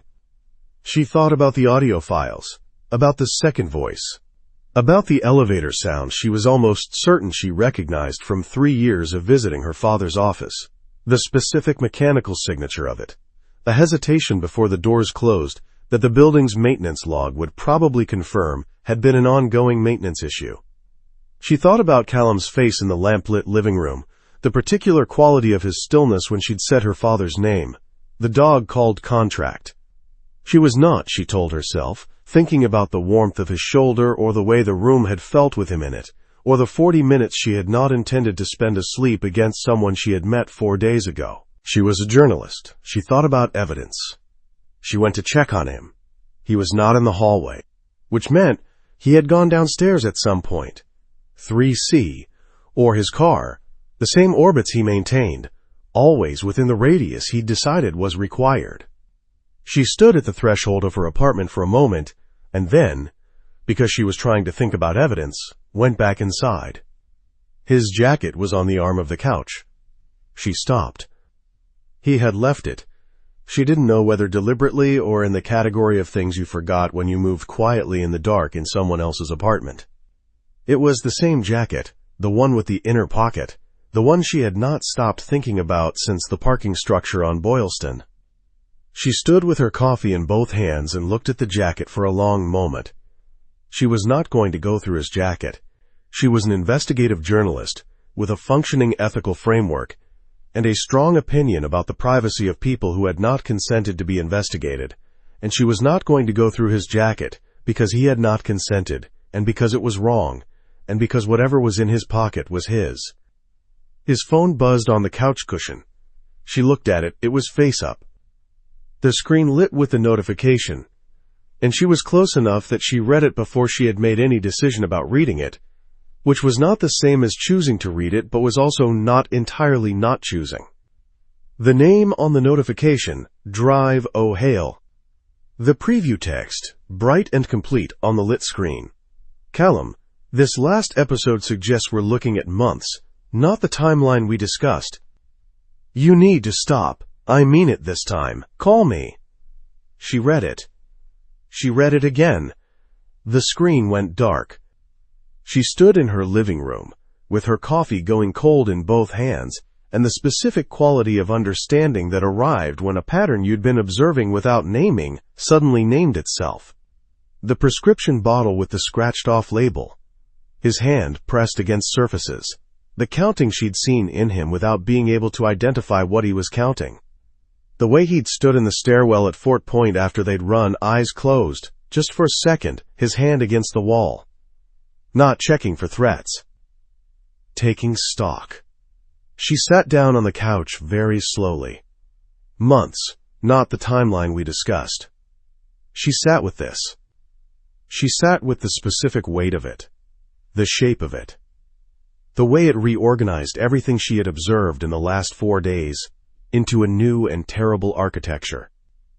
Every time he'd moved between her and something, the shot, the parking structure, the stairwell, every intervention, every physical contact with danger.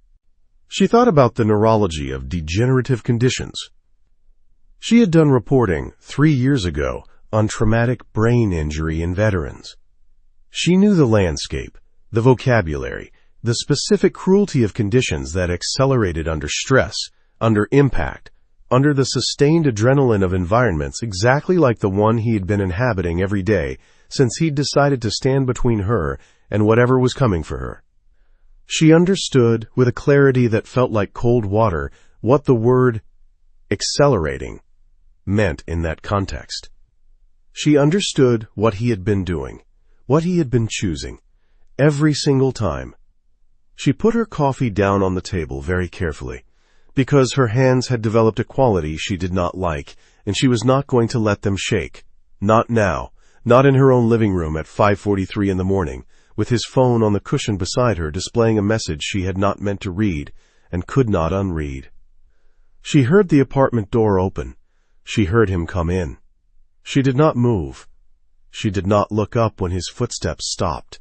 She did not look up when the pause in the room, that specific pause, the one that happened when he processed a situation, adjusted, recalibrated, stretched long enough that she knew he had seen his phone on the cushion, seen the screen, understood. "Serena," he said. His voice was very quiet. She looked up. His face was arranged, but beneath the arrangement, beneath the level planes and the controlled stillness she had been learning to read for 4 days, she could see something she had not seen there before. Not fear. Something older and quieter than fear. The expression of a man who has been keeping a careful secret and has just understood that the keeping is over. She said, "Sit down." He sat. Outside, the city was fully light now. Neither of them looked at it. Chapter 5. What she now knows. Serena. He sat. She watched him do it. The the same economy of movement, the same deliberate quietness that he brought to everything. Lowering himself into the chair across from the couch, as though the act of sitting were a negotiated settlement, he set his phone on the cushion between them. He looked at her. She looked back. The room was bright now. The early light had committed to the morning, coming through the windows at a low November angle that made everything look harsher than it had in the lamp-lit dark of last night. Shadows sharpened, edges asserted themselves. She thought, briefly, that this was appropriate. "How long?" she said. Not, "How long have you known?" That was obvious, the question embedded in the answer. How long, as in, how long is left? He understood her precisely. "That depends on variables." "Tell me the variables." "The condition is degenerative, neurological. It's triggered by physical trauma in a way that, the short version is that the myelin sheathing around the nerve fibers degrades faster under physical stress. Every concussive event, every significant physical impact, every sustained adrenaline response, they all move the needle." He said it in the same register he used for everything. Level, precise, unhurried. As though he were briefing her on a threat assessment and not on the manner of his own disappearance. Untouched, the original timeline was roughly 2 years from diagnosis. "I was diagnosed 22 months ago." She did the arithmetic. She was fast at arithmetic when she needed to be. 2 months. Undisturbed, in an idealized version of events that had never existed and was certainly not what the last 5 days had looked like. "And not untouched," she said. "No. Because of this. Because of me. Because of choices I made," he said. "Not because of you." That's a distinction without a difference. It's the most important distinction there is. She stood. She needed to stand. The couch was too low. The whole posture of sitting felt wrong for what was happening in her chest, which was something she did not have a controlled framework for and which she was managing by moving. She went to the window, looked out at the city, turned back. "You knew this when you took the job," she said. "You knew what protecting someone physically would cost you. You knew it before you ever sat in that coffee shop." "Yes." "And you did it anyway." "Yes." The simplicity of it was, in some way she couldn't fully articulate, the most infuriating thing. No apology, no mitigation, no architecture of self-justification. Just, yes, as though it were obvious, as though the answer to why a man would make this particular calculation were too self-evident to require explanation. "You should have told me," she said. "No. Callum, if I'd told you, you would have done exactly what you're doing now. You would have tried to manage it. You would have modified your behavior to account for my situation, which would have made you less safe, which was the thing I was here to prevent." He held her gaze without flinching. "And you would have felt guilty every time I moved between you and something, which would have been," he paused, "which would have been a weight I didn't want to put on you. That wasn't your choice to make. It was exactly my choice to make. It was the only thing about this situation that was entirely mine." She stared at him. The anger was there, clean, real, the kind she trusted precisely because it wasn't hot but cold, moving through her with the clarity of something true. She was angry because he had withheld information that was material. She was angry because he had made unilateral decisions about what she could handle. She was angry because he was right about what she would have done, and being right while also being wrong was a combination she found particularly difficult to absorb. She was angry because she had spent 4 days being afraid of losing a bodyguard, and she had woken up at 5:43 this morning understanding that she was afraid of something else entirely. "Then stop," she said. Her voice came out quieter than she intended. "If this is accelerating every time you intervene, then stop intervening. Let me handle my own." "No. That's not an answer. It's the only answer I have." "Why?" She crossed the room, stopped 3 feet from the chair he was sitting in, and looked down at him. This man, this impossible, infuriating quiet man who had chosen, with full information and clear eyes, to spend whatever was left of his particular budget on her, and asked again, Why? He looked up at her. The morning light was full on his face now, and she could see all of it. The arrangement he maintained, and beneath it, the thing the arrangement was containing. The thing she had been watching approach for days without knowing what it was. Because, he said, not protecting you is not a choice I can make. The room was very still. Outside, a bus passed. Someone on the floor below began running a shower. The city asserted its ordinary rhythms around a moment that was not ordinary at all. She said, "That's not fair." "No," he agreed, "it isn't." She sat on the edge of the coffee table, which put them at the same level, which felt necessary. She was close enough that she could see his hands resting on the arms of the chair. Still, both of them, no tremor, the hands of a man whose body was cooperating with him at this particular moment, and which she now understood she would always look at first, always, checking. "I'm going to find a way to end this faster," she said. "The story, Webb, whatever he's covering up. I'm going to find the second voice on that recording, and I'm going to expose every piece of it, and I'm going to do it before." She stopped.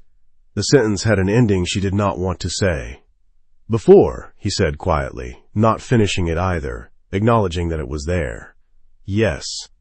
They sat with it, the unfinished sentence between them, holding the shape of the thing neither of them would say out loud. Then his phone rang. Times. The number on the screen was Nadia's. He handed her the phone without a word. She answered it on the second ring. It was not Nadia. The voice on the other end was male, mid-register, with the specific cadence of a person reading from something prepared. Carefully paced, the pauses in the right places, nothing improvised, which was itself information. People who improvised in situations like this made errors. Someone had taken the time to script this. "Ms. Vale, your editor is safe. She will remain safe as long as you make 2 decisions in the next 12 hours. First, you stop. The story, the files, the investigation, all of it. Second, you give us the memory card." She kept her voice even. "How do I know she's safe?" A sound. Then Nadia's voice. 2 words only. The voice of someone who was frightened and controlled and furious in approximately equal measure, which was also the most Nadia thing imaginable. "I'm okay." Then the male voice again. 12 hours, Ms. Vale. We'll be in touch." The call ended. She sat with the phone in her hand for approximately 3 seconds. Then she gave it back to Callum and went to the window and stood there with both hands braced on the frame and breathed. 1 breath, 2, 3. The kind of breathing you did when you needed your body to catch up with what your mind was already doing, which was moving very fast through the geography of a situation that had just fundamentally changed. "Talk to me," Callum said from behind her. They've had her for at least an hour. The call was scripted, which means they planned the approach. This isn't reactive. This was a contingency they had prepared, which means Webb, whoever is running this, anticipated that the memory card existed, or suspected it. They knew before I did. She turned. They've been a step ahead, at every point, because they have infrastructure I don't have. Access to schedules, locations, resources. Someone inside something official. Yes. They won't hurt her, not yet. She's only useful as leverage while I have the card and haven't published anything. Agreed. Which means I have a window, small, but real. He was already standing. The quality of him had shifted. She had seen it in the parking structure, in the stairwell at Fort Point, and now here, the stillness that was not passivity, but something more like the moment before motion, potential energy held in its most efficient form. He was looking at her with complete attention. "Tell me what you need," he said.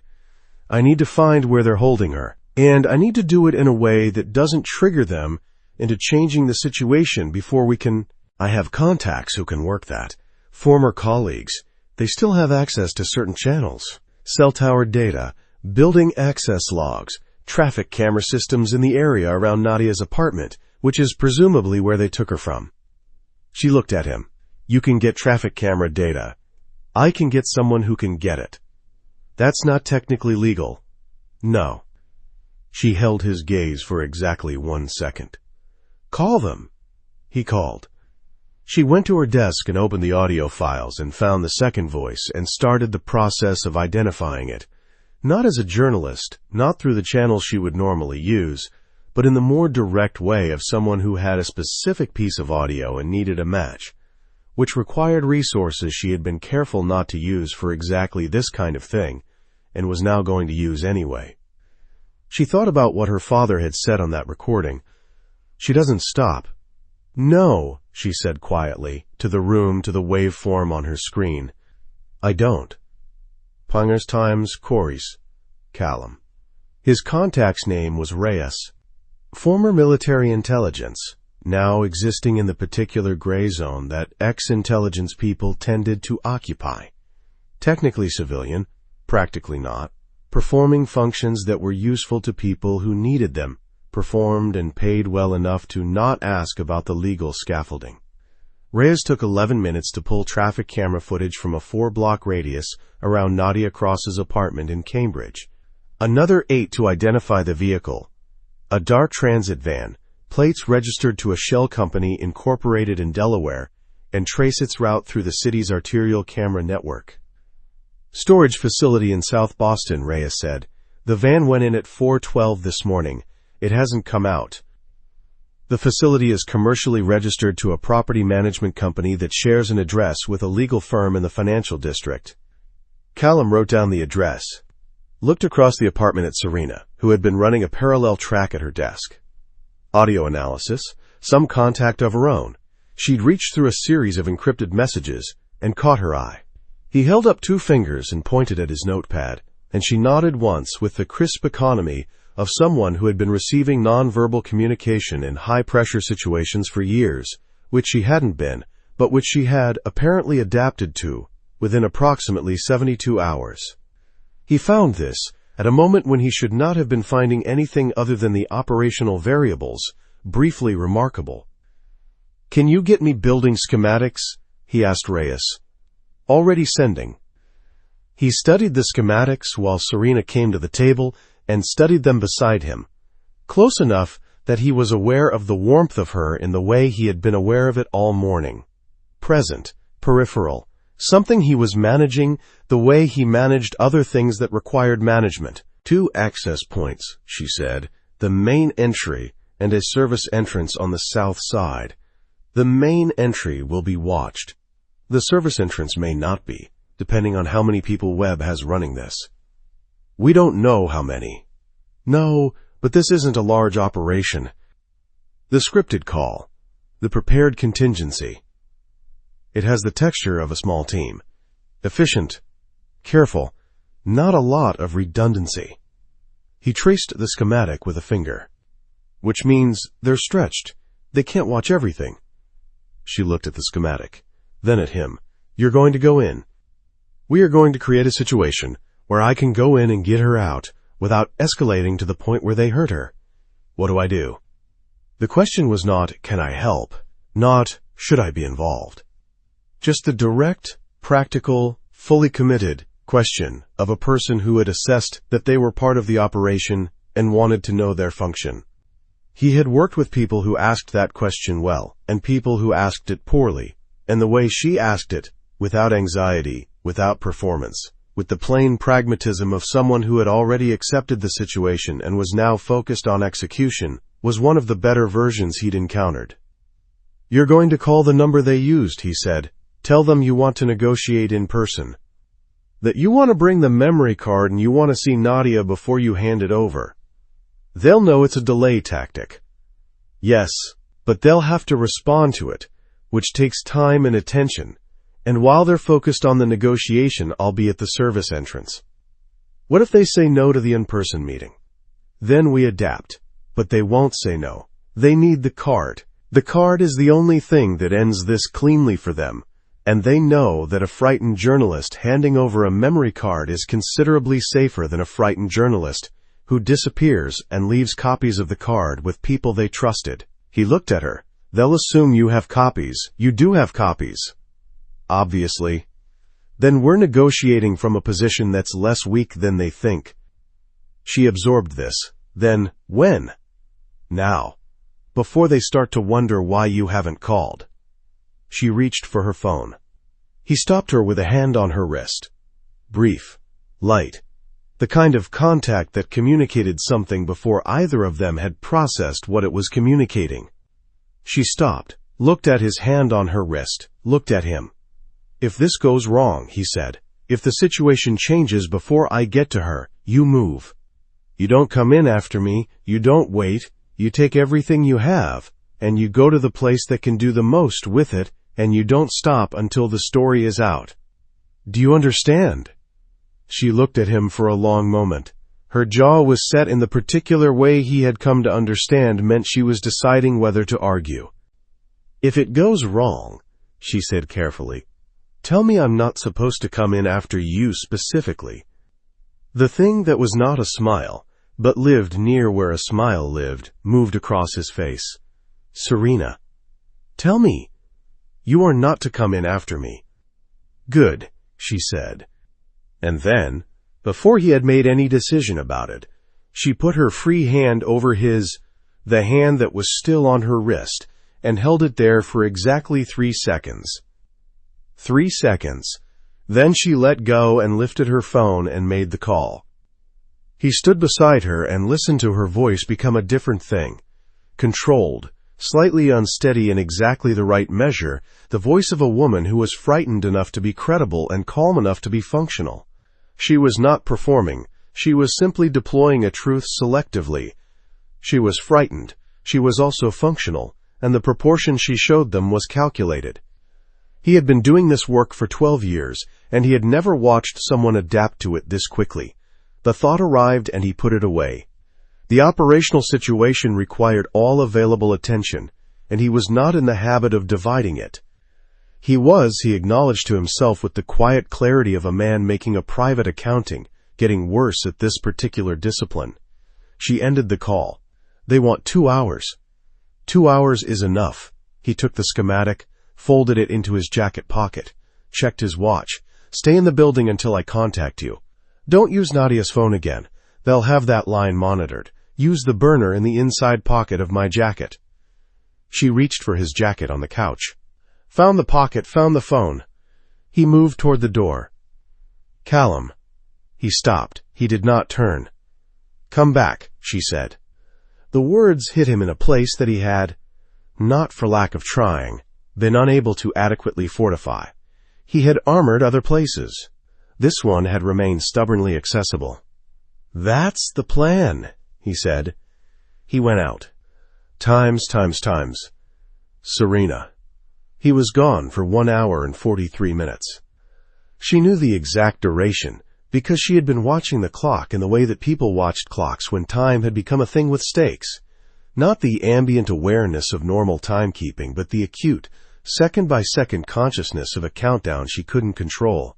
She had used the time. She had worked, continued the audio analysis, drafted a message to a contact at the Attorney General's office that she had not yet sent but had prepared, given herself something to do with her hands that was also useful. It had helped approximately 30%. When his key turned in the lock, she was at her desk and she made herself stay there. Did not move toward the door, did not stand. Gave herself the dignity of remaining seated for the approximately 4 seconds it took him to come through and close the door behind him. Nadia came through first. She was unhurt in the physical sense. A bruise at her left temple, a tear in her blouse at the shoulder, the unsteady quality of someone who had spent several hours in a situation they had no framework for and whose adrenaline was now performing its exit interview. She crossed the apartment in 3 steps and held Serena by both arms and said, I am actually going to kill you when this is over, in the tone that meant, I was terrified, and I am furious, and I love you, which was the full range of what Nadia Cross communicated in a crisis. I know, Serena said. Are you hurt?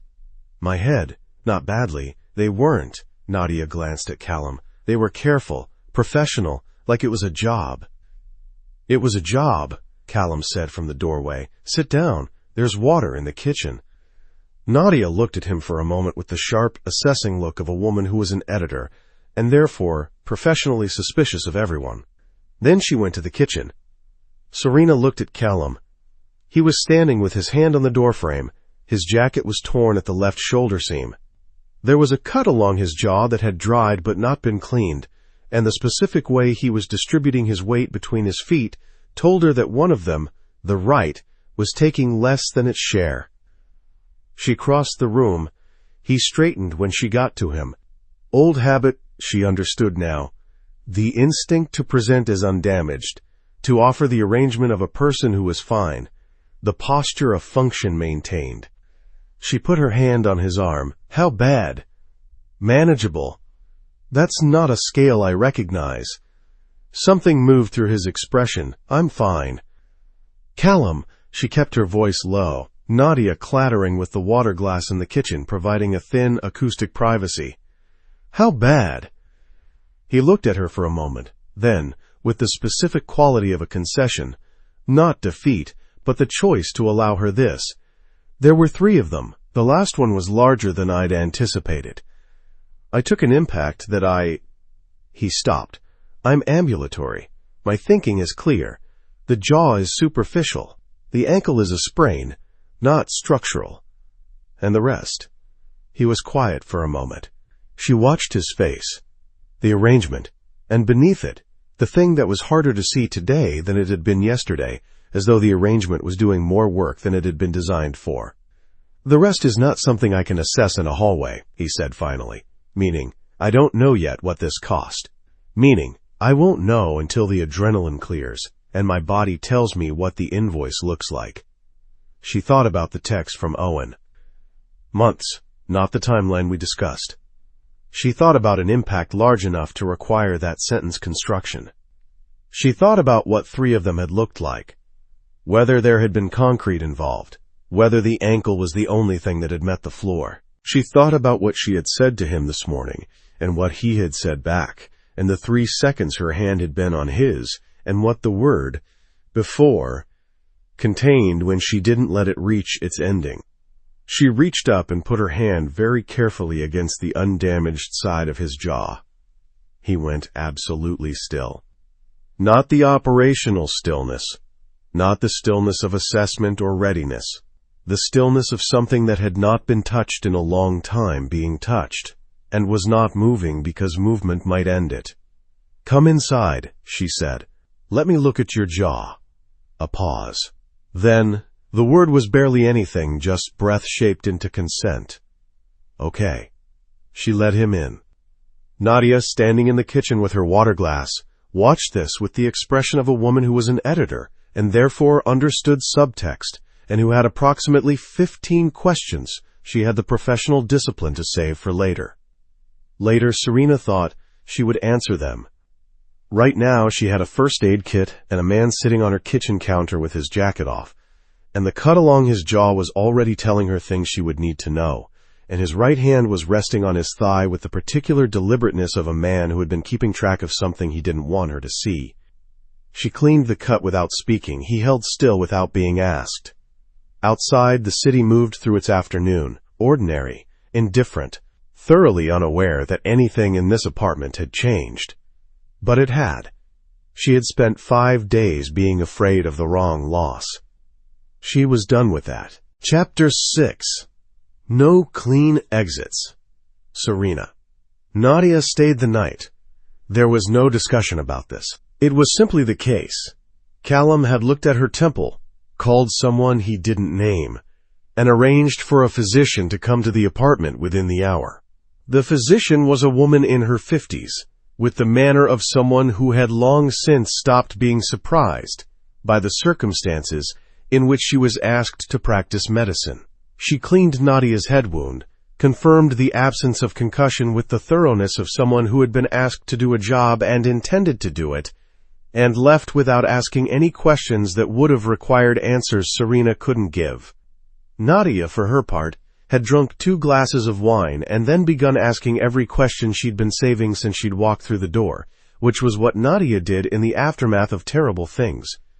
She processed them at high volume and in detail, because she was a journalist, and because she had decided at some early point in her career that the best defense against the things you witnessed was to witness them fully.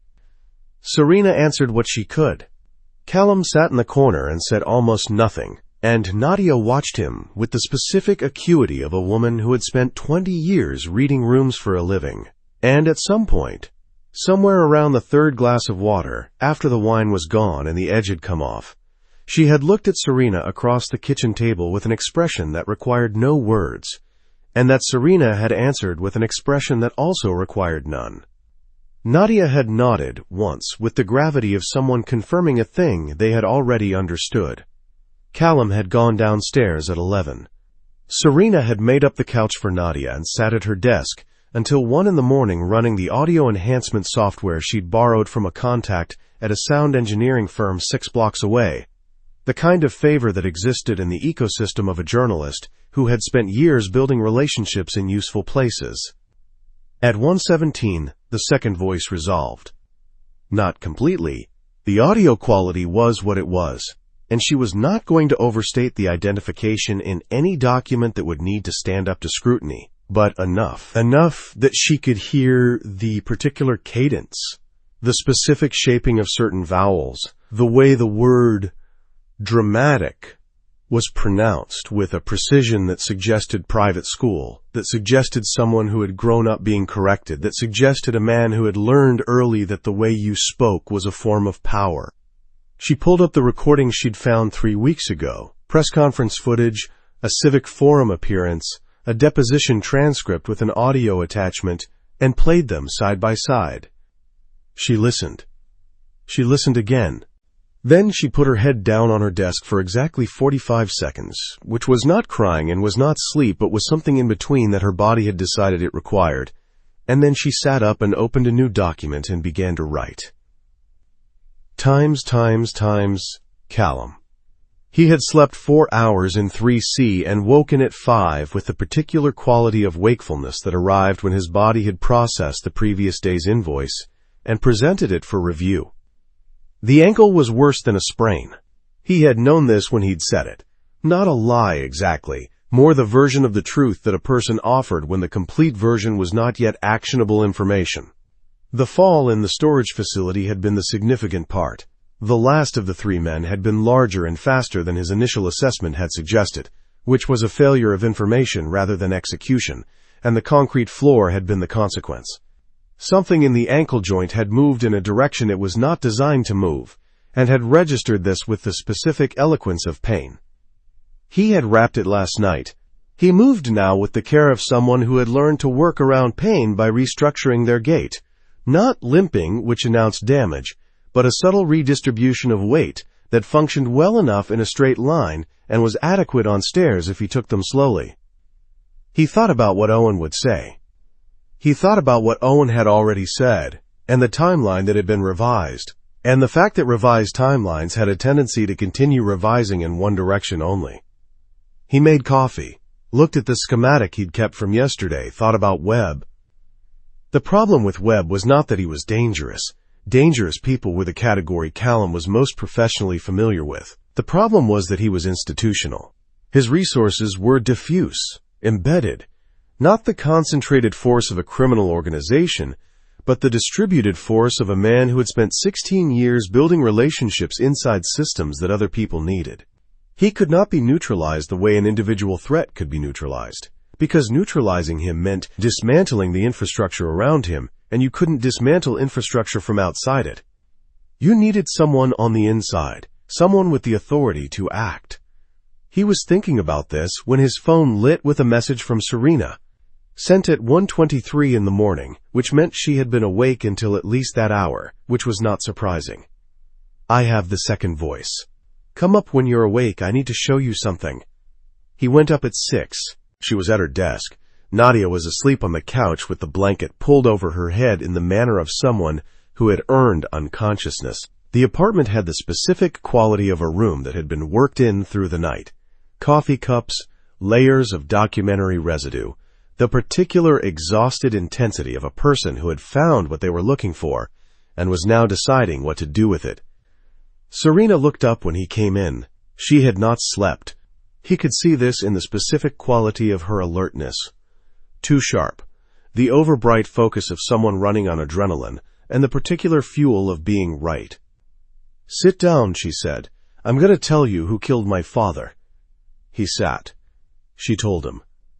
The second voice on the recording belonged to a man named Gerald Ashby, Deputy Director of the city's Office of Economic Development, a position that sat 3 layers of bureaucratic remove from Marcus Webb's office, and that connected to it through a series of interagency relationships that were entirely normal in function and entirely abnormal in purpose. He had been in her father's building because he had an office there in the satellite space that the Economic Development Office maintained in the Seaport District. He had been the person her father had gone to with what he'd found. Not Webb directly, not initially, but Ashby, whom her father had trusted because Ashby was the kind of man who cultivated trust in exactly the people it was useful to cultivate it in.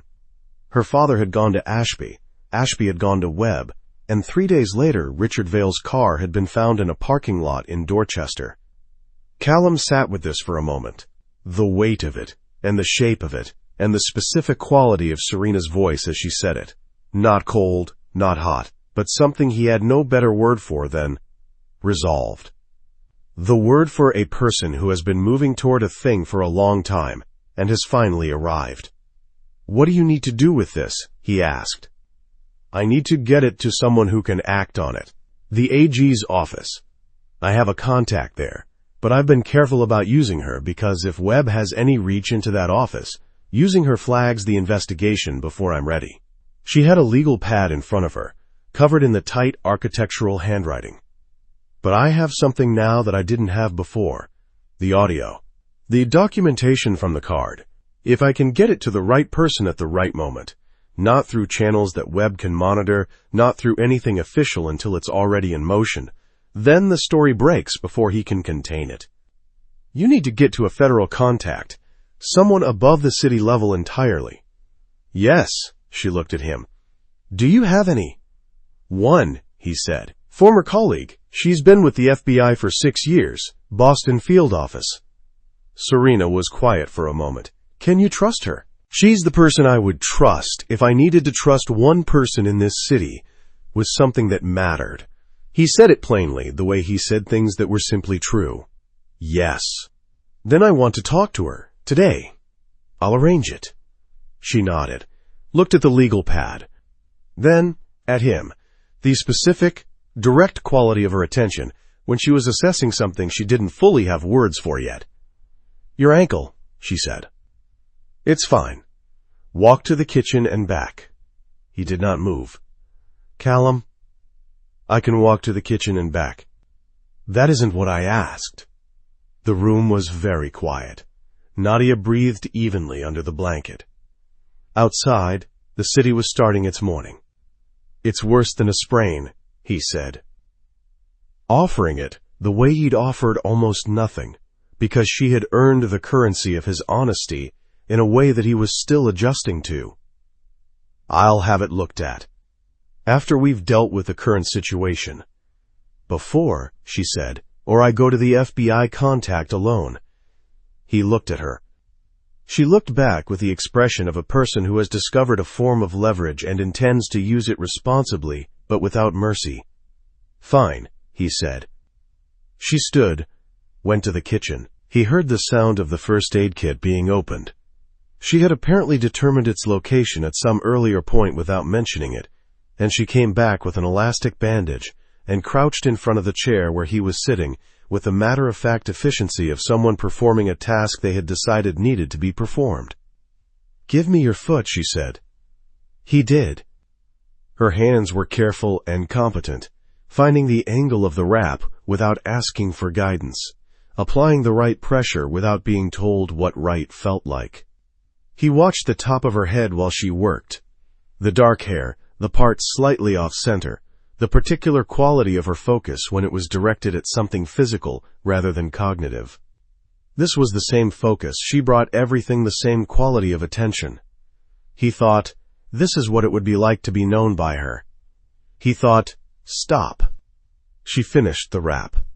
Looked up from her crouch. They were briefly at the same level, her face close enough that he could see the specific tiredness in her eyes, and underneath it the thing that had been there since the kitchen counter yesterday, when she had cleaned his jaw with the same careful competence, and he had understood that something had shifted between them without being shifted into anything he had words for yet. "Good," she said. "Thank you." She stood. He stood. The distance between them was the distance of two people who were aware of distance. "FBI contact," she said. "Today. I'll call her now. Times. Serena." The contact's name was Agent Dana Friel, and she met them at a diner in Southie at 10 in the morning, arriving 6 minutes early and choosing a booth in the back with sightlines to the door, which Serena recognized as exactly what she would have done and what Callum had done at every location they'd entered together.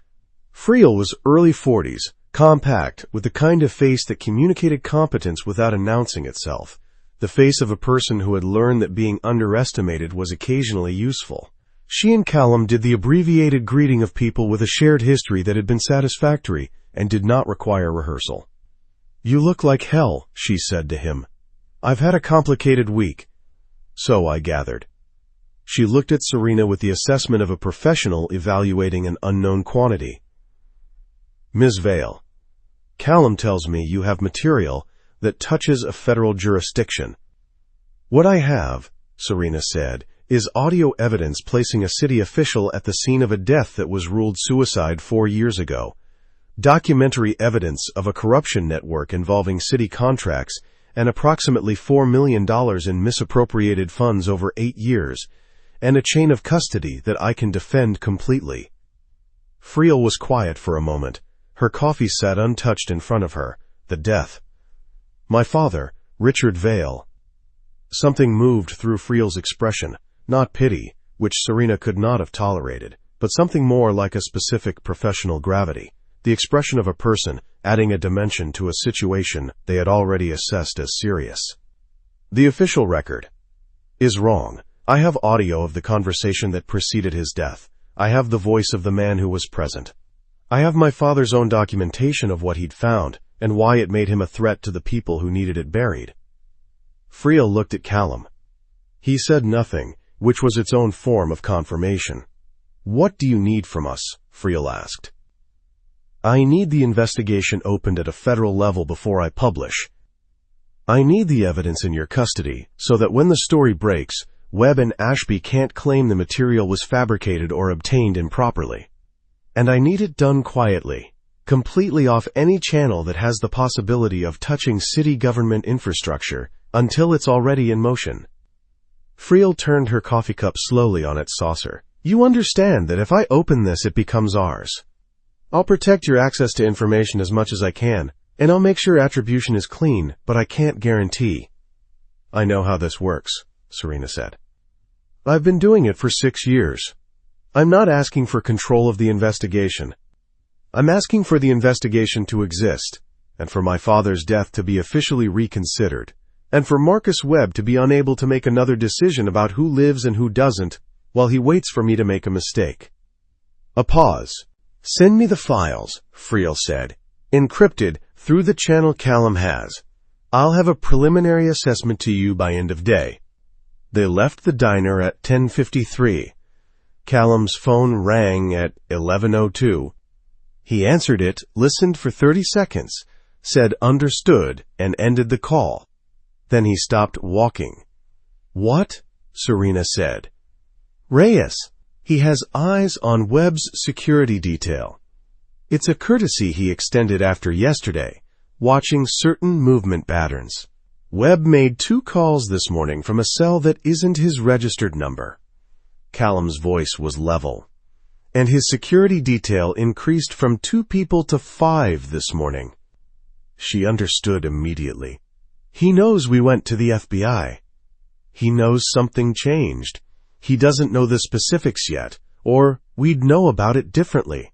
He scanned the street with the continuous, automatic survey she had stopped noticing because it was simply the texture of being near him. "He's moving faster now.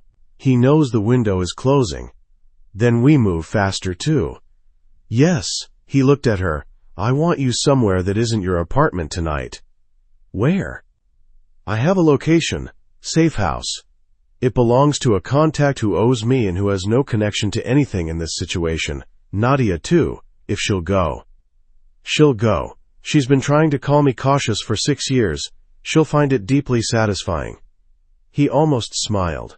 The almost smile she had learned to read in the specific frequency of the muscles around his eyes, the barely there softening that was the closest thing to unguarded he allowed himself in daylight. She had been cataloging these, she realized, filing them, the way she filed everything that mattered. Times. Serena. The safe house was in Charlestown, a third-floor apartment in a building that looked entirely residential and that felt, inside, like a place where the furniture had been chosen entirely for function and the walls held no photographs. It had 2 bedrooms and a kitchen, and blackout curtains on every window, and Serena found it both deeply strange and immediately restful in the way of places that had been designed for exactly one purpose and performed it without ambiguity.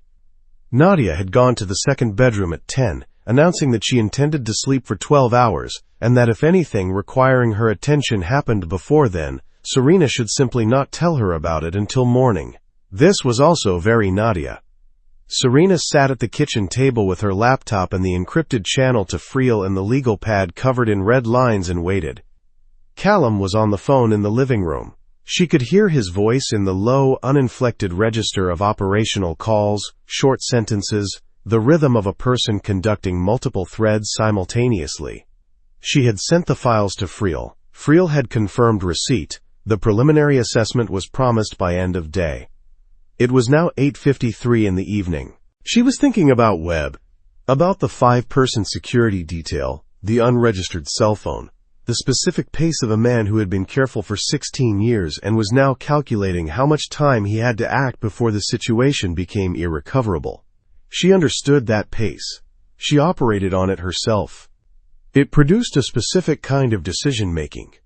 Faster, less conservative, more willing to accept risk in service of resolution. She was thinking about this when Callum came into the kitchen. He was moving differently than he had that morning. She noticed it immediately, the way she noticed everything about him now, with the attentiveness of someone who had stopped pretending not to watch. The redistribution of weight was more pronounced. The right hand, which he usually kept still through considerable application of will, was at his side, and she could see from across the kitchen that it was not entirely still. Friel's assessment is in, he said. She's opening the case. She'll have agents on Webb and Ashby by tomorrow morning. That's good. Yes. Callum. He stopped. He had been about to turn. Back to the living room. Back to the operational space. The way he returned to it, whenever the conversation moved close to something that required him to occupy a different kind of space. She had watched him do this enough times to know it was not avoidance exactly. It was the behavior of a man who had learned that some distances were protective, and that protecting them was its own form of consideration. "Your hand," she said. He looked at it, an honest look, the look of a man deciding what to say about a fact that was already visible. "It's been intermittent today." "More than yesterday." "Yes. Because of the storage facility." The pause was answer enough. She stood, crossed the kitchen. She stopped 2 feet from him, which was the distance they had been conducting their conversations from since the morning after the couch. Close enough that the distance was a choice and not a default. Far enough that it was not yet a question. "I want to ask you something," she said, "and I want you to actually answer it." "Ask." "Is there a version of this, the treatment Owen is offering, the clinical trial, whatever he's been trying to get you to agree to, is there a version of it that actually works? Not cures, just slows it down, buys time." He was quiet for a long moment. She counted the silence in the specific way she had learned from watching him. Not anxiously, but with the patience of someone who had decided that his silences were worth waiting for. "There's a trial in Portland," he said finally. "Results are preliminary. It's not. The word promising is doing a lot of work in how Owen describes it. But the mechanism is theoretically sound. It would require stopping work, stopping the things that accelerate it, consistently over a long period. And then, he stopped. There's no guarantee. Owen is careful to say that. There's a reasonable possibility of stabilization, which is not the same as improvement, and which requires that the thing accelerating it be removed. You, she said. Stopping this. The work. Yes. She looked at him. He looked back. The kitchen was warm, and the blackout curtains were doing their job against the city outside, and they were standing 2 feet apart, and this was, she understood, one of those moments. The kind that existed in a small number of conversations over the course of a life, where the thing being discussed is also not the thing being discussed. After this is over, she said, when Webb is in custody, and the story is out, and there's nothing left that needs what you do, what happens? I was going to Portland, he said, careful tense. Eventually. And now? The question opened something in the room. She felt it, the particular quality of a question that doesn't need to be completed because the completion is already in the air between them. He opened his mouth, closed it. She watched him navigate. Watch the man who always knew what to say in operational contexts search for the language appropriate to a different kind of situation, the kind that didn't come with a briefing or a protocol or clear parameters.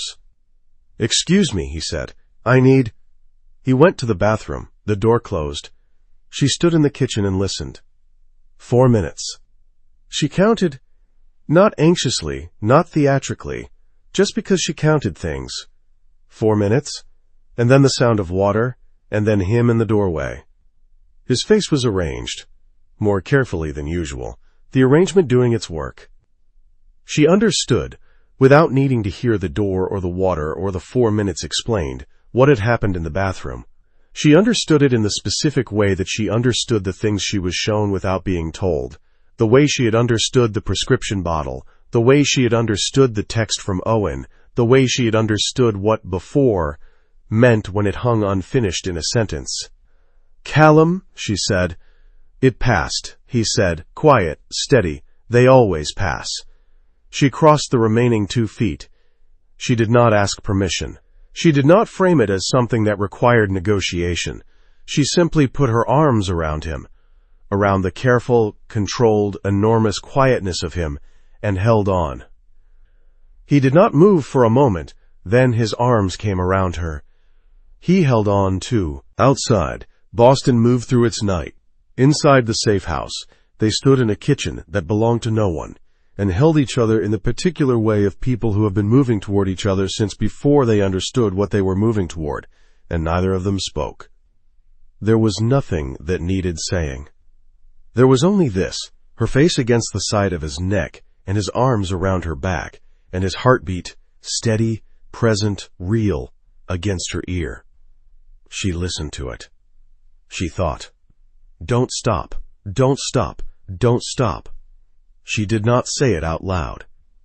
She listened to his heartbeat and said it anyway. Chapter 7. Everything that doesn't get said. Callum. They stood like that for a long time. He was not in the habit of being held. He had been in the habit for as long as he could remember of being the one who held the perimeter. The outer edge of things, the structure that kept the interior intact. It was not something he'd ever examined closely enough to give it a name. It was simply the way he was organized, the load-bearing arrangement of his particular architecture. She had walked into the center of it without asking. He registered the warmth of her, the specific weight and reality of another person choosing closeness with the deliberateness of someone who knew exactly what they were choosing. Her hair was against his jaw, the dark hair, the off-center part he had been cataloging without admitting it, and her hands were flat against his back, and she was not performing comfort, was not offering it in the way that people offered comfort when they were uncertain of their welcome. She was simply there, present, certain. He thought, this is what trust feels like when it has moved past, needing to announce itself. He held her back. His arms, which he had kept at the careful distance of professional proximity for 6 days, found the shape of her without instruction, without decision, in the way that the body sometimes resolved questions the mind had been overly careful about. When she eventually drew back, not pulling away, just finding the distance of a conversation, she looked up at him. Her eyes were clear. She had not been crying. She was not, he had learned, a person who cried in the presence of things that were hard. She was a person who looked at hard things with the unflinching directness she brought to everything and dealt with what was actually there. "Tell me something true," she said, the same words she'd used on the couch the night of the rain, the request that had gotten him contract the dog and which had cracked something open in him that he had not entirely managed to reseal since. He thought about it. About what was true, and what was true and sayable, and what was true and sayable and not going to do damage to the careful distance he had been attempting to maintain, for reasons that were still real even if they had become considerably harder to hold on to. "I took the job because of your father," he said, his file, the way his death was documented. "I've worked in environments where that specific kind of documentation, too clean, too settled, the facts arranged rather than found, means something specific. I recognized it, and I had enough time left to do something about it. I thought." He stopped, revised. "I chose to believe I had enough time to do something about it." She was quiet, listening with the whole body attention she gave to things that mattered. "And then," he continued, because she was still looking at him and the look required honesty, "I met you, and the calculation changed somewhat." "Somewhat," she said. "Significantly."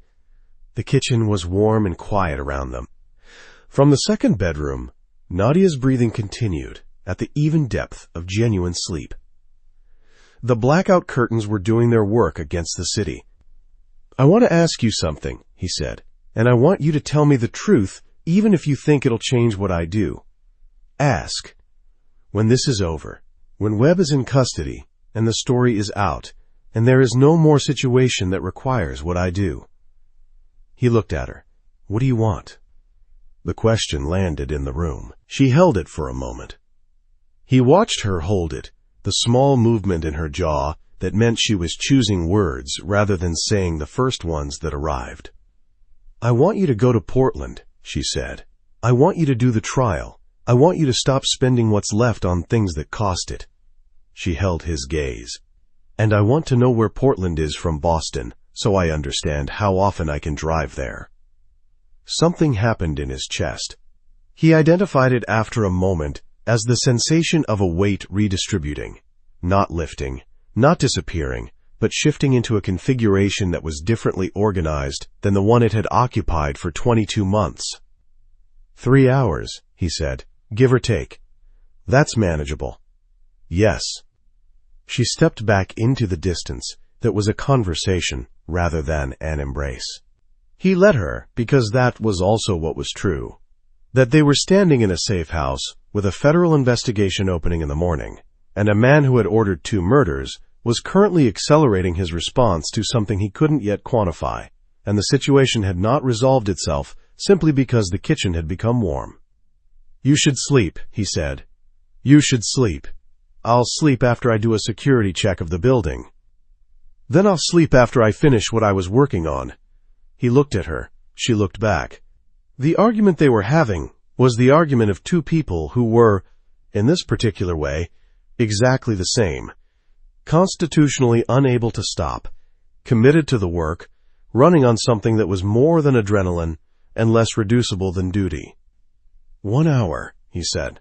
"Then I'm going to stand in your doorway and tell you to stop." "I'll consider it," she said. He went to check the building. Times. Callum. She was still at the kitchen table when he came back at 11:43. She had progressed. The legal pad had more writing on it. The laptop screen showed a document he recognized as the early architecture of a story, the beginning of the thing she had been building toward for 8 months that was now close enough to see in full. She was in the flow state he had observed before, the particular quality of complete absorption that made her simultaneously unreachable and entirely present. The paradox of a mind running so fast that the body it occupied went very still. He made 2 cups of tea, set one at her elbow. She picked it up without looking up, which was acknowledgement enough. He sat across from her. He did not pick up the history of the Korean War. He sat and watched her work and did not pretend to be doing something else, because they had moved past the point where the pretense served any function. She knew he was watching. She continued working. The understanding between them had shifted in the kitchen an hour ago into something that didn't require the performance of distance. At some point she looked up, not to say something. Just the natural lift of a person who has been focused for a long time and lets their eyes rest elsewhere for a moment. They rested on him. The specific, unhurried rest of a person who was entirely comfortable with what they were looking at. "Can I ask you something?" she said. "Yes." "The scar. Here." She indicated, not touching, just gesturing. The left side of his rib cage, the place she couldn't see but that was visible to her somehow. The way things became visible when you had been paying close attention for long enough. She had seen it once, briefly, when his shirt had ridden up during the parking structure. She had filed it then, without acknowledging that she was filing it. He considered. "Kandahar," he said. "3rd rotation, IED. The fragment caught me on the left side. Missed the significant structures, or I wouldn't be here to discuss it. I was medevaced, spent 6 weeks in Germany, came back." Is that when the neurological damage started? The damage was probably already there, Owen thinks. The blast accelerated the existing vulnerability into something diagnosable. He said it with the clinical flatness of a person who has processed a piece of information into the background of their operating reality and kept moving. There's an argument that I would have developed it eventually regardless. There's an argument that the damage was always going to catch up with me. I find these arguments more or less equivalent. Why? Because the outcome is the same and only one of them involves something I chose. He looked at his tea. I preferred to have made a choice. She looked at him for a long moment. The quality of her attention was something he was still adjusting to. Not uncomfortable. Nothing about her was uncomfortable anymore, but specific. She paid attention the way other people paid rent. Not optionally, not when it was convenient, but as the baseline cost of being present in the world. "Come here," she said. He looked at her. "I'm not going to do anything alarming." A small pause, and then the thing that wasn't quite a smile. "I just want to—" She stopped. Tried again. "Come here." He stood, moved around the table. She had turned her chair slightly, and she reached out and her hand found the hem of his shirt. Not lifting it, just resting there, at the edge. A question. He lifted it. Her fingers found the scar. Traced it, slowly, with the same careful competence she'd brought to the elastic bandage, the jaw wound, every physical act of attention she'd directed at him over the last 2 days. The scar was old, silvered, a diagonal mark across the lower left ribs that had faded to the point of inconspicuousness. Her touch was light, entirely present. He was very still. "Callum," she said softly. "Yes. I'm glad you came back. From Kandahar." The words were simple.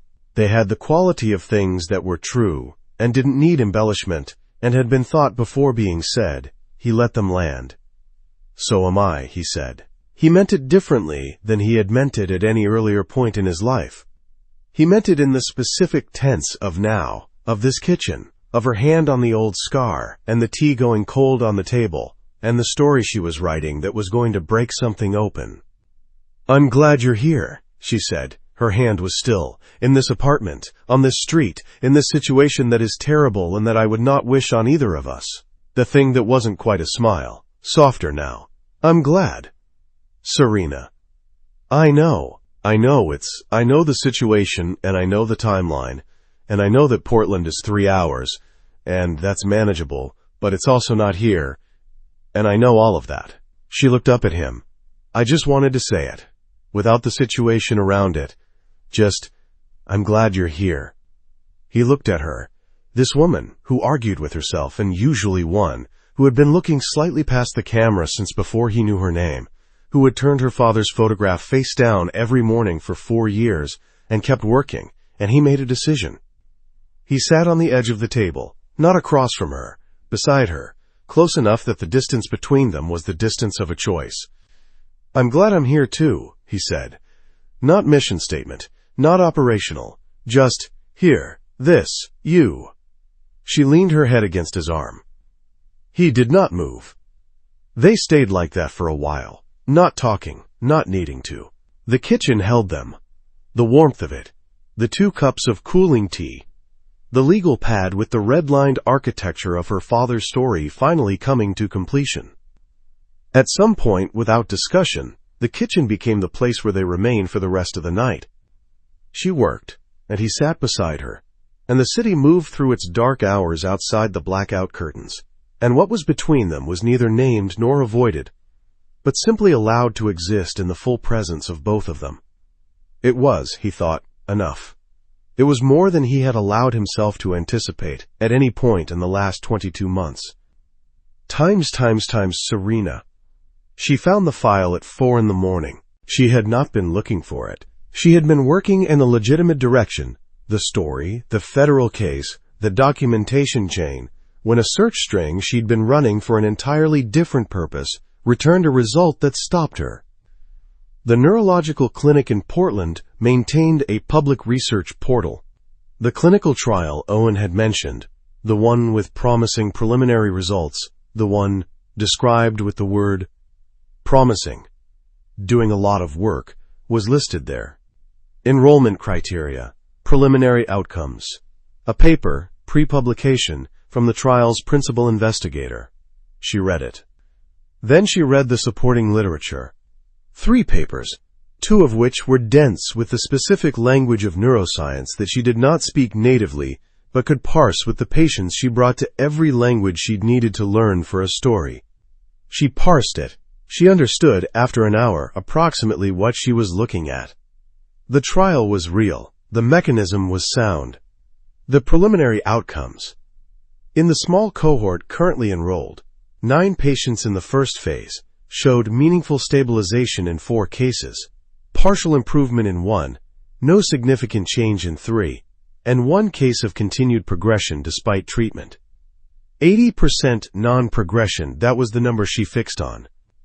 She thought about Callum asleep in the second bedroom, having finally gone at 2 when she'd told him she was going to, and then waited until his door closed and gone back to the kitchen. She thought about his hands, steady this morning, and about the 4 minutes in the bathroom last night, and about the way the word, before, had a different texture now than it had 6 days ago. Not smaller, not gone, but differently shaped, differently weighted, because before now had something it was measured against. She read the enrollment contact information. She wrote it down. She did not open his medical file. She had not found his medical file. She had found the public research information, and she drew a distinction between these things, because she drew distinctions, because that was how she worked and how she was, and she was not going to stop being herself simply because she was frightened. She was frightened. She was also, underneath the fear, something she identified after a moment as determination, the specific, clean variety that arrived when the variables of a situation became clear, and the response to those variables became equally clear. Her father had found something he didn't know what to do with. He had been cautious and careful and had trusted the wrong person. She was not going to be cautious in the wrong direction. She was going to finish the story. She was going to call the enrollment contact at the Portland clinic when business hours permitted. She was going to do both of these things in the order they needed to happen, and she was not going to choose between them because they were not a choice. She heard Callum in the hallway at 5:30. She had her laptop and her legal pad and 2 empty cups and the enrollment contact written on the corner of a page, and when he appeared in the kitchen doorway, she did not close the laptop or cover the page. She simply looked at him. He looked at the screen, at the clinical trial portal, back at her. His face did the thing it did, the arrangement, the assessment. Then something beneath the arrangement shifted. "How long have you been awake?" he said. "Most of the night." "Serena, I found the trial," she said. "The portal is public. I read the preliminary outcomes." She held his gaze. 80% non-progression in the initial cohort. He was quiet. "I wrote down the enrollment contact," she said, "for after today, after web, after the story goes out and there is no more situation." She tapped the corner of the page. "I wrote it down. I'm going to give it to you, and you're going to call them. And I would like you to not argue with me about this, because I have been awake for most of the night, and I have very little patience left for arguments I'm going to win anyway." Something moved through his expression, the thing that was not quite a smile, today closer to a smile than she had seen it before, moved by something that was not amusement exactly but lived in the same address. "Okay," he said. She tore the corner off the page, held it out. He crossed the kitchen, took it, looked at it. The number, the name of the contact, her handwriting on the corner of a legal pad in the 4th hour of the morning in a safe house in Charlestown. He folded it, put it in his shirt pocket. "Friel will move on web today," he said. "The agents were in position as of an hour ago. She'll call when it happens." And Ashby. Simultaneously. They're treating it as a joint operation. The documentation connects them too directly to separate the arrests without risking one of them destroying evidence. And the second voice recording. It's in evidence already. Friel's team authenticated it last night. She absorbed this. Felt the shape of the day ahead. The calls. The confirmation. The moment when 6 months of careful, patient, expensive work would resolve into something in the public record. She thought about her father, about what it would mean for his name to be on the right side of the record. She did not look at him, but she felt his stillness in the kitchen, the specific quality of it that she had learned to read as attention rather than absence. And she felt, underneath her own focus, the particular warmth of not being alone in this. "One more thing," she said. "Yes." She looked at him. The second voice on the recording, the one I identified as Ashby. "When the story publishes, when my father's death is officially reconsidered, when it goes into the public record what actually happened, I want to be the person who writes it, not the bureau, not a wire service, not anyone else. Me." "That was never going to be anyone else," he said.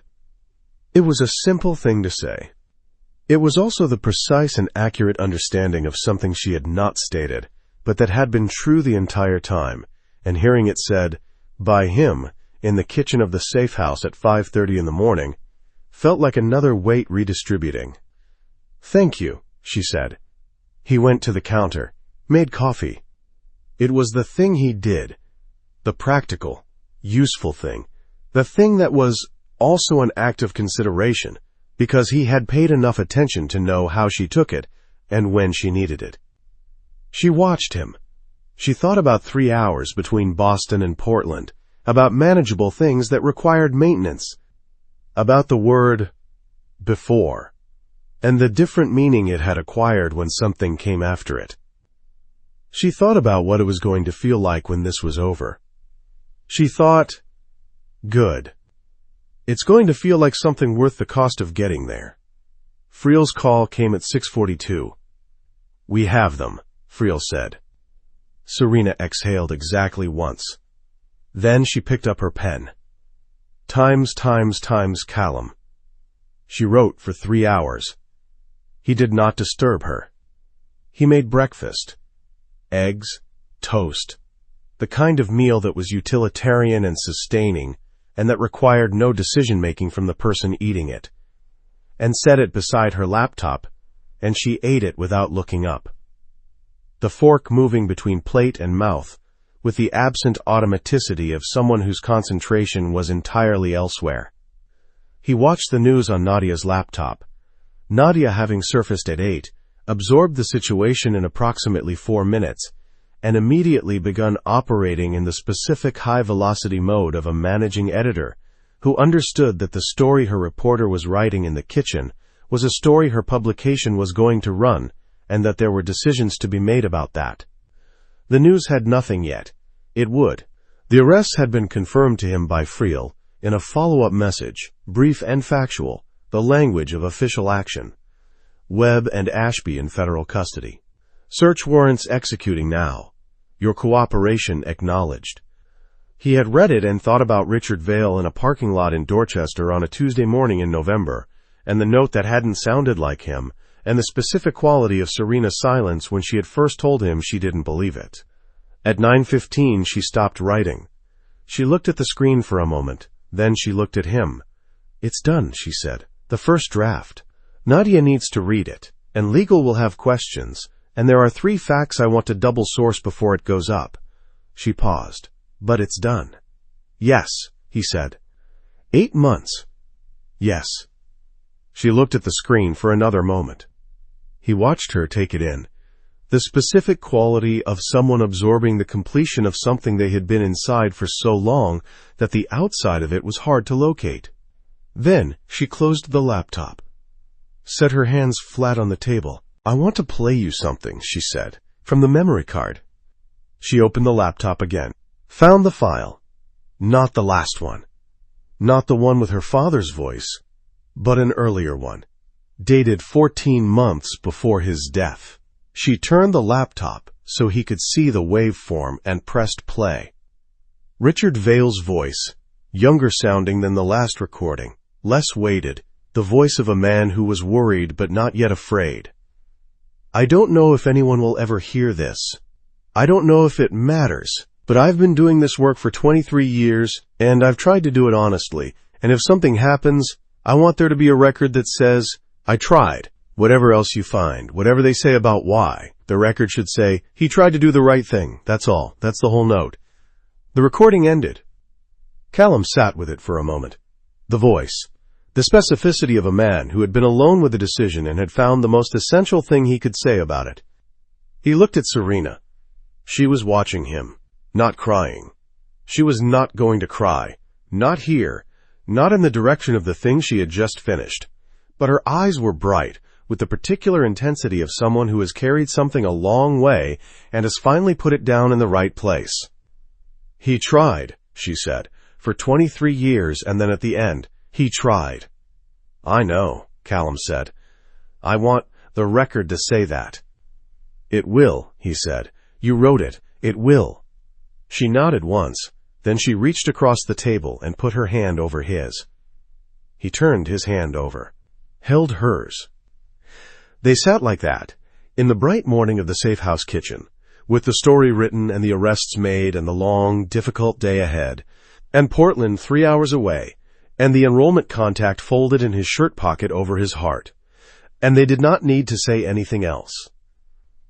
There were things between them that hadn't been said. There were things that would be said later, in the longer time that came after the situation, in the ordinary hours of ordinary life that were beginning to seem, for the first time in 22 months, like a real country rather than a theoretical one. Everything that didn't get said today would get said. He was certain of this with the kind of certainty he had previously reserved for things he could measure, threat assessments, timelines, the distance between 2 points. He could not measure this. He was certain anyway. Outside, Boston was fully awake. The ordinary city, doing its ordinary work, unaware that something had broken open in it overnight, and that the record had been corrected, and that a man who had tried to do the right thing would finally have a file that said so. Nadia appeared in the doorway, with her phone and her editor's expression, and said, "Serena, legal is asking if they can see it in the next hour, and the AG's office has already called, and I have approximately 40 questions." Serena squeezed his hand once, let go, stood. "Give me 2 minutes," she said to Nadia. She looked at Callum. He looked back. "Go," he said. "I'll be here." She went. He sat in the kitchen and heard her voice shift into the register of work, confident, precise, already 3 steps into the next thing, and he thought about 3 hours between cities, and manageable distances, and the word stabilization, and whether it was enough. He reached into his shirt pocket. unfolded the corner of the legal page, read the number in her handwriting. It was enough. It was going to have to be, and it was. Chapter 8. The Price. Paid. Serena. The story published 3 days after the arrests. Not immediately. Nadia and legal and 3 separate source confirmations and 1 conversation with a constitutional attorney had intervened between Serena's first draft and the final version, and that interval had been the most functionally exhausting 72 hours she could remember, which was a competition with considerable field of candidates. But the story published. It published at 6 a.m. on a Thursday, with her byline and her father's name in the 3rd paragraph and 12 links to documented evidence. And by 8 o'clock it had been picked up by every major outlet in New England and 3 national ones. She had read it once, she did not read it again. It was not the kind of thing you read twice. It was the kind of thing you released into the world and then turned away from, because looking at it too long meant looking at everything it had cost, and she was not ready for that inventory yet. What she was ready for was the remaining piece. Friel had been in contact twice a day since the arrests. Brief, factual, the language of an ongoing federal investigation in which Serena was a cooperating witness and a journalist simultaneously. A dual status that required constant navigation, and that Friel managed with the pragmatic efficiency of someone who had long ago decided that useful relationships were worth the complexity of maintaining them. The investigation was moving. Webb had lawyered up immediately, as expected. Ashby had not, which was either a strategic error or the beginning of a cooperation conversation that Friel was not yet at liberty to describe. What remained, the one thing that was not yet resolved, that still lived in the space between the story being told and the story being complete, was Marcus Webb's one remaining asset. His contact inside the district attorney's office. The person who had been feeding him intelligence about the federal investigation's trajectory since Friel had opened the case. A name that had emerged from Webb's phone records in the 48 hours after his arrest. A connection that had not yet been formally documented but that Friel had confirmed was real, and that created in Serena's professional assessment both a vulnerability and an opportunity. The contact did not know they had been identified, which meant there was a window, narrow, time-sensitive, requiring a specific approach to get the contact on record, not through official channels, which would close the window before it could be used, through the direct, unglamorous, irreplaceable work of a journalist with a recorder and a question, and the patient certainty that the truth was available to the person who was willing to show up and wait for it. She had explained this to Callum at 7 a.m. over coffee. He had listened with the quality of attention he gave to operational intelligence. Then he had said, "You want to go in alone." "I have to go in alone. If you're visible, the contact spooks. This is the kind of conversation that requires one person, no security, nothing that looks like anything other than a journalist asking a question. And if the contact decides that a journalist asking a question is a problem, they'd rather eliminate than answer. Then you're outside. Close outside." She had looked at him. "I'll be wired. You'll hear everything. The second anything changes. I'll be through the door." "Yes." He had looked at her for a long moment. She had held the look with the steadiness she'd developed over the last week in the specific school of holding Callum Reese's full attention without letting it rearrange her posture. "Okay," he had said. "That's it? Okay? You've thought this through, the approach is sound, the risk is manageable." A pause. "And arguing with you is a poor use of both our time." She had smiled at that. Actually smiled, which still surprised her sometimes, the specific ease with which her face did it now, in his vicinity. The meeting was set for 4 in the afternoon. Times. Serena.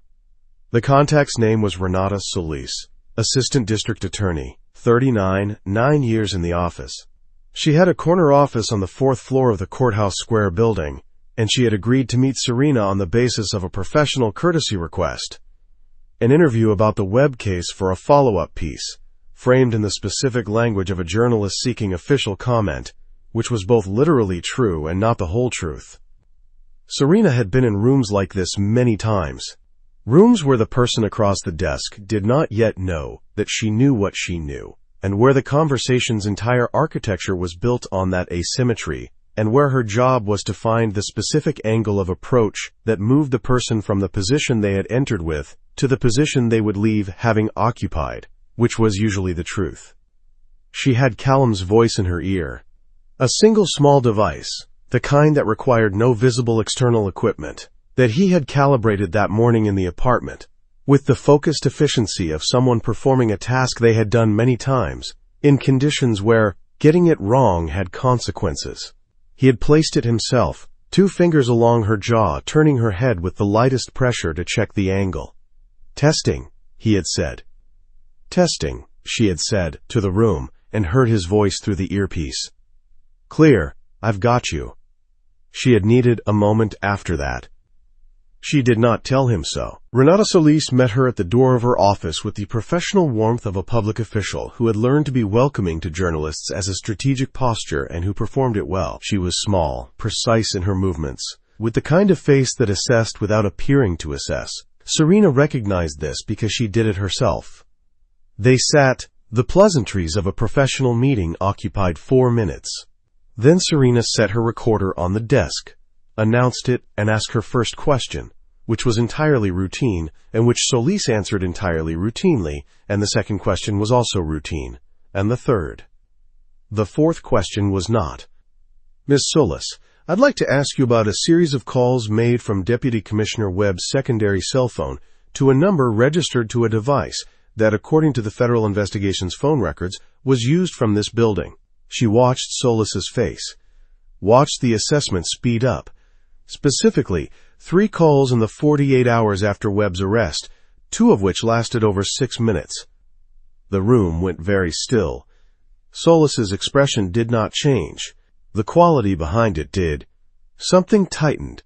Something that had been performing warmth made the calculation that warmth was no longer the appropriate register and adjusted.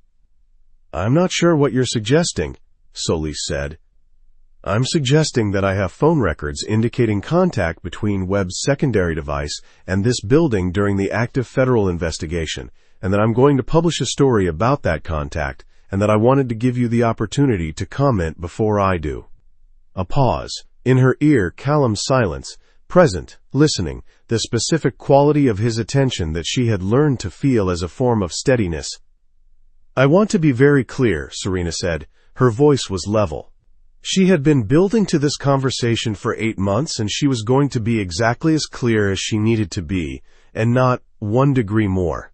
"The story will publish regardless of what you say in this room.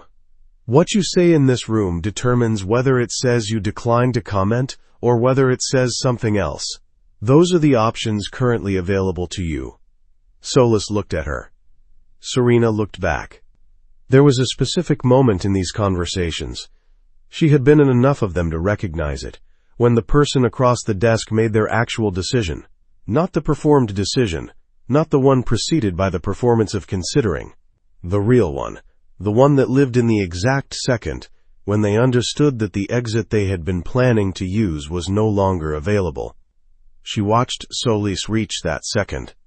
"I want a lawyer present," Solis said, quietly, with the specific quality of a person who had just confirmed, by saying it, the thing they had been hoping wouldn't need to be said. "Of course," Serena said. She reached forward and stopped the recorder. "I'll wait outside." She stood, picked up the recorder, walked to the door. Webb's contact had not confessed. She had not needed to confess. She had said, in the specific language of requesting a lawyer at the moment of a journalist's precise question, everything that the story required. Serena stepped into the hallway, and the door at the end of the corridor opened, and Callum was there. Times. Serena. He was moving toward her, which was right, and then he was not moving toward her, which was wrong. The man came from the office 2 doors down. She had not seen him before, had not registered him on her entry survey of the floor, which was a failure she would examine later if there was a later. He was large and quick, and the object in his hand was not a phone. Callum's voice in her ear, "Move, left, now." She moved left. Callum moved right, toward the man, in the way that she had seen him move before, and that never entirely lost its quality of shock.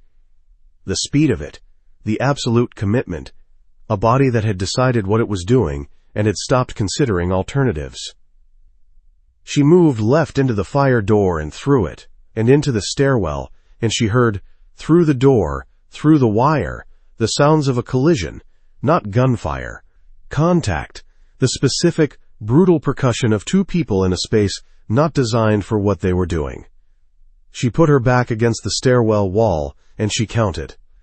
She counted because counting was the only thing she could do that kept her from going back through the door, which she had been told not to do, and which every part of her was constructing arguments for anyway.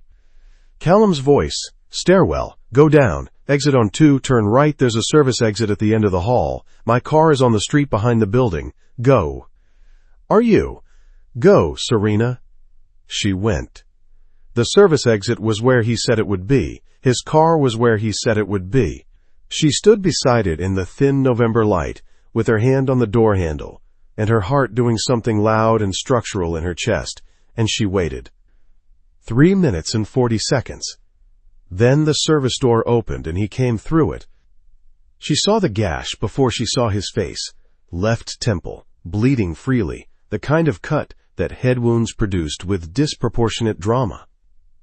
He was moving without obvious impairment, but moving with the careful deliberateness of a man conducting a real-time assessment of his own inventory and not publishing the results.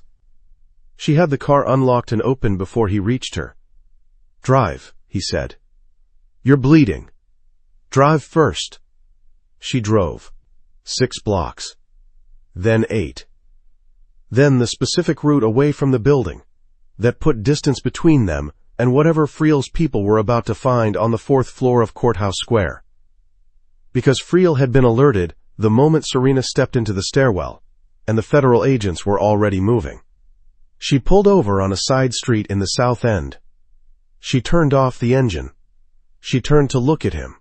The cut was still bleeding. She had tissues in her bag and she pressed them against his temple, and he let her, which told her something about how he was doing, because Callum permitting physical care without argument was its own form of information. His breathing was controlled. His eyes were clear. These she checked first, because these were the things that mattered. His hands were on his thighs. The right one was shaking. Not the fine motor tremor she had seen before. Something more. Something that had the quality of a system under load. A body reporting that the load had exceeded the tolerance, and that it was no longer managing it quietly. Callum. I know. Your hand. I know.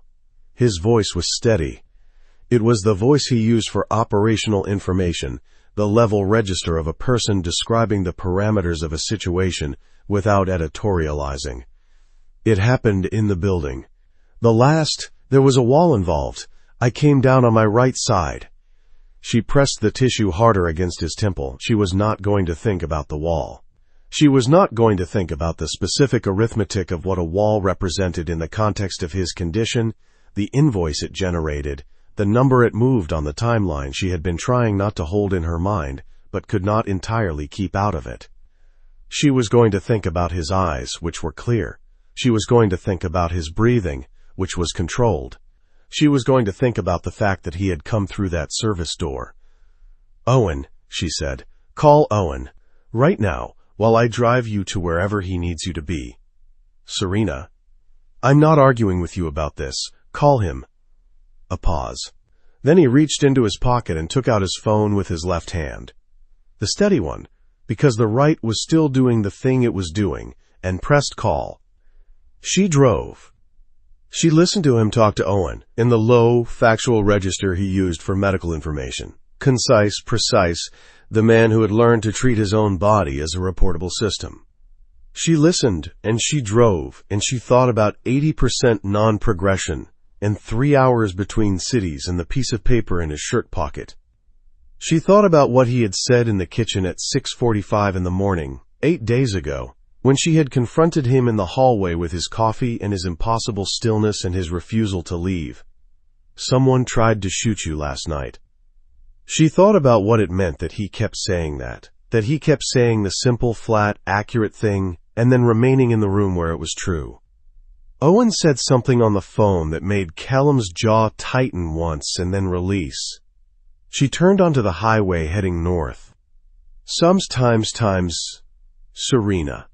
She got him to the urgent care clinic in Cambridge in 11 minutes.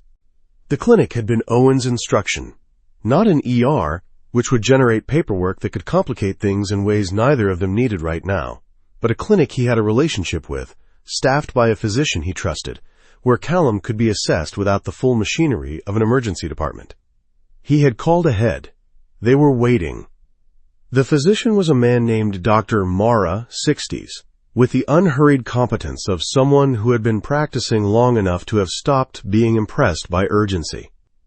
He looked at Callum's temple, asked 3 questions in rapid succession, received 3 precise answers, and then asked Serena to wait in the corridor. She waited in the corridor. 14 minutes. She counted every one of them.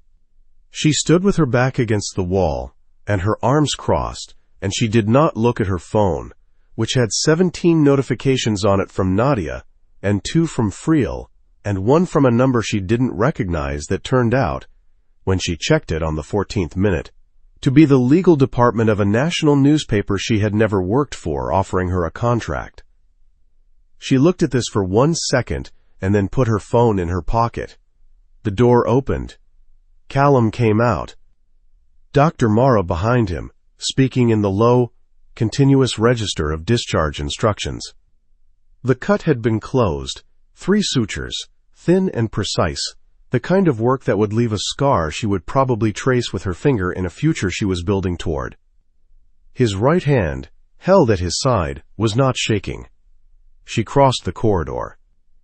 She did not hug him, because Dr. Mara was still talking, and because the corridor was not the kitchen, and because there were specific things that required specific spaces, but she put both hands on the sides of his face, the way you held the face of someone you needed to see completely, the way you checked whether the eyes were clear and the person was present, and the specific, irreplaceable individual you were looking at was still there, and she looked at him.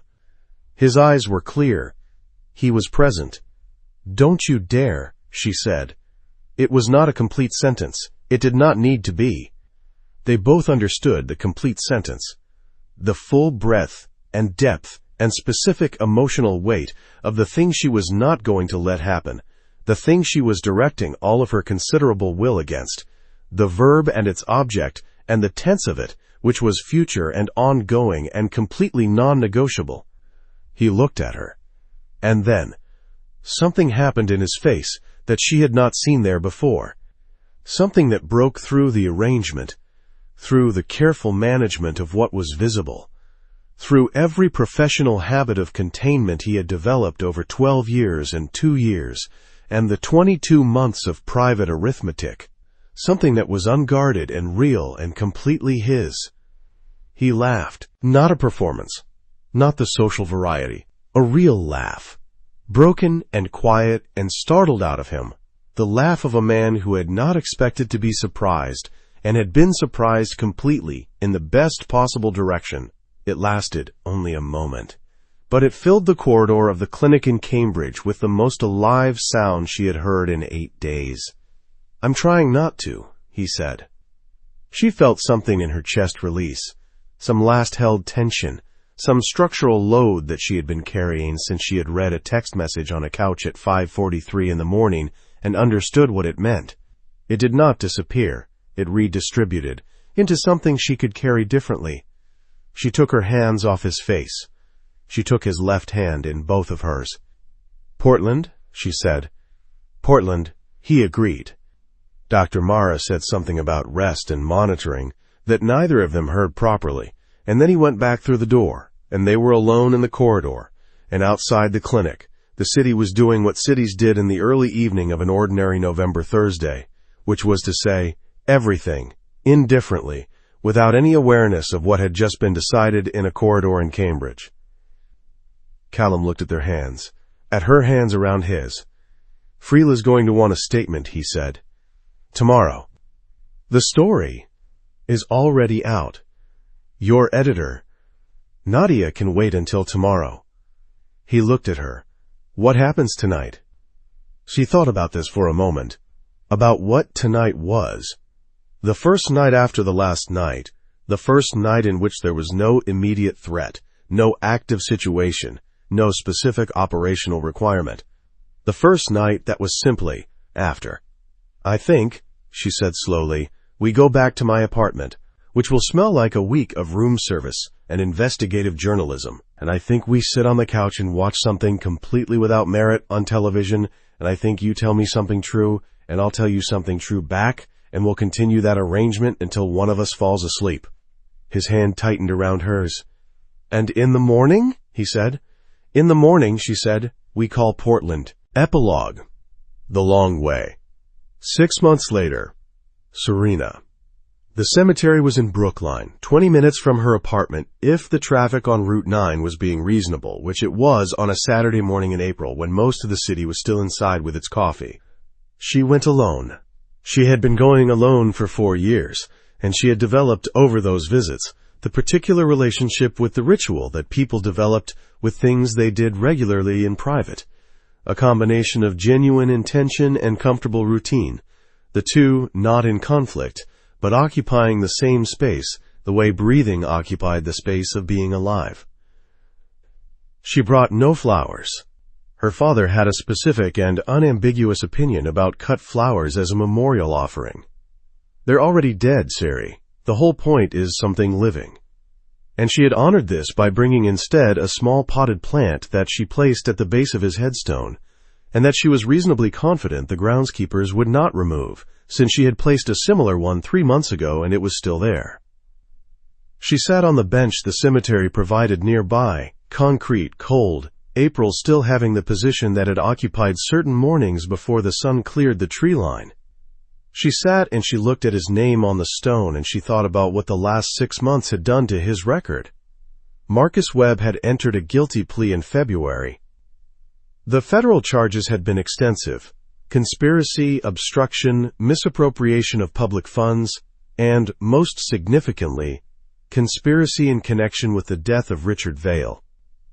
That charge had required a specific kind of evidence, the kind that the memory card had provided, supplemented by Ashby's cooperation agreement, which had been the most consequential piece of information to emerge from the investigation, and which Ashby had offered in exchange for a reduced sentence, with the specific practicality of a man who had calculated his options and found them limited. Gerald Ashby had testified that Webb had ordered the surveillance, the pressure, and ultimately the decision that had been presented to the public as Richard Vail's choice. He had testified to this in court, on record, with the weight of his own criminal liability clarifying his memory considerably. Her father's death had been officially reclassified. The record now said what the record should always have said. Renata Solis had resigned from the DA's office before charges were filed.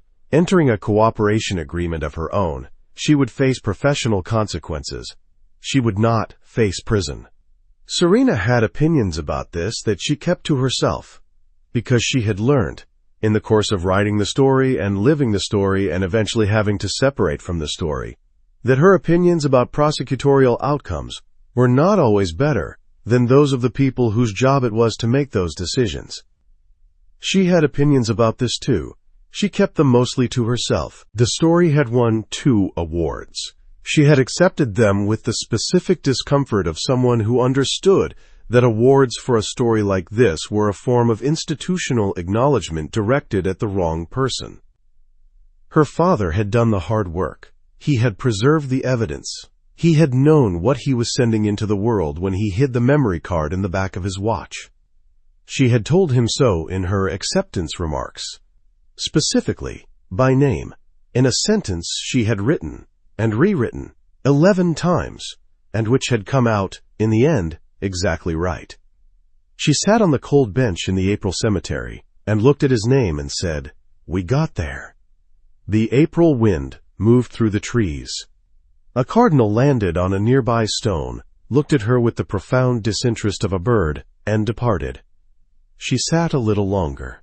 Then she stood, straightened the potted plant, and walked back to her car. She had a 3-hour drive ahead of her. Times. Serena. She had made this drive 11 times in 6 months. She kept the number the way she kept other numbers. Not obsessively, not as a record, just the way a person knew the shape of something they did with regularity. 11 times. Approximately 3 hours each way. The route had become its own geography, the way repeated routes became geography. Specific landmarks, the radio stations that faded out and in, the rest stops she always bypassed, and then occasionally pulled into when she'd been driving for 2 hours and needed coffee. The drive had a quality she had not expected when she first made it. She had expected it to feel like obligation, like the maintenance of something that required work to sustain. It did not feel like that. It felt like the particular pleasure of knowing exactly where you are going, and being content with the pace of getting there. She thought, on the drive, about the story she was working on. A different story.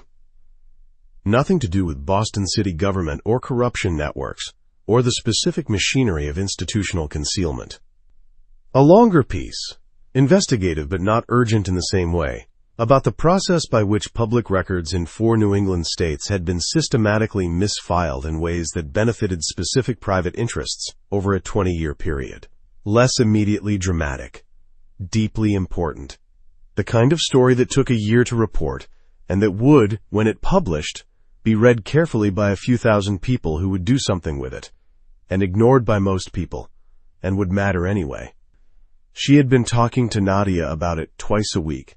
Nadia had opinions. Nadia always had opinions, most of them correct, delivered at a volume that suggested she considered subtlety and inefficiency. She thought about what Nadia had said last week, specifically. You seem different, not soft. Just less like you're running towards something and more like you know where you're going. She had considered this, and decided it was accurate, and that the distinction Nadia was drawing was real and important, and that she intended to maintain it. She thought about her apartment, which she had been in the process of gradually converting from a functional workspace back into a place where a person lived. There were plants on the windowsill now, not dead, which was an improvement on her previous relationship with indoor plants. The whiteboards had been cleared of the red line architecture and had not yet been refilled, which was unusual for her, and which she had decided to interpret as a sign of health rather than stagnation. She thought about the conversation she'd had with her mother 3 weeks ago. Her mother, who lived in Brookline and who had followed the case with the specific intensity of a woman whose ex-husband had been publicly vindicated 4 years after his death, and who had called Serena after the verdict and said, simply, "Your father knew you would do it. That's why he hid it for you to find." She had held that sentence for a long time. She was still holding it. 2 hours into the drive, the landscape changed. The suburban compression of greater Boston giving way to the longer intervals of inland New England, the sky opening up, the particular quality of light that happened when you got far enough from density that you could see it coming from a distance. She turned the radio off. She drove in the quiet, which she had also been learning. Times. Serena. The clinical trial had enrolled Callum in January. The process had been less straightforward than the enrollment contact information on the corner of a legal page had suggested. There had been imaging and assessment and a conversation with Owen and the trial's principal investigator that Callum had described to her in 2 sentences, and that she suspected had contained considerably more than 2 sentences worth of information. But he had been enrolled. He had been in Portland since mid-January, in an apartment near the clinic that he had described as adequately functional, which meant she had arrived the first time to find it containing a mattress, a coffee maker, and approximately 30 books in various states of being read.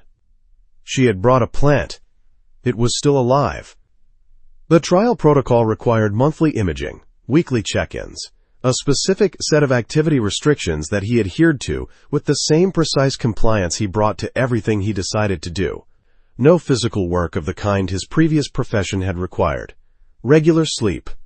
A structured exercise protocol that the trial team had designed for him specifically, calibrated to what the evidence suggested his nervous system could tolerate, without triggering the acceleration that had been the central problem. He had stopped working in January. She had not asked him how this felt. She had asked him once, in February, and he had said, "Strange, manageable." And then, after a pause, "I've started reading actual history instead of military history. There's more of it than I expected." She had laughed. He had noted this with the expression she had come to understand was his version of being pleased.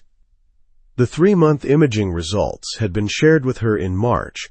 With his permission, he had added her to the communication list in a decision he had announced without fanfare, in the manner of a man who had made a choice and saw no reason to dramatize it. The results had been non-progression in 4 of the 6 markers Owen monitored, actual slight improvement in 2, stable, non-progression. She had read the report 3 times and then called Owen, who had answered with the specific quality of a physician carefully not overclaiming. "It's encouraging. The mechanism appears to be responding. We'll know more at 6 months."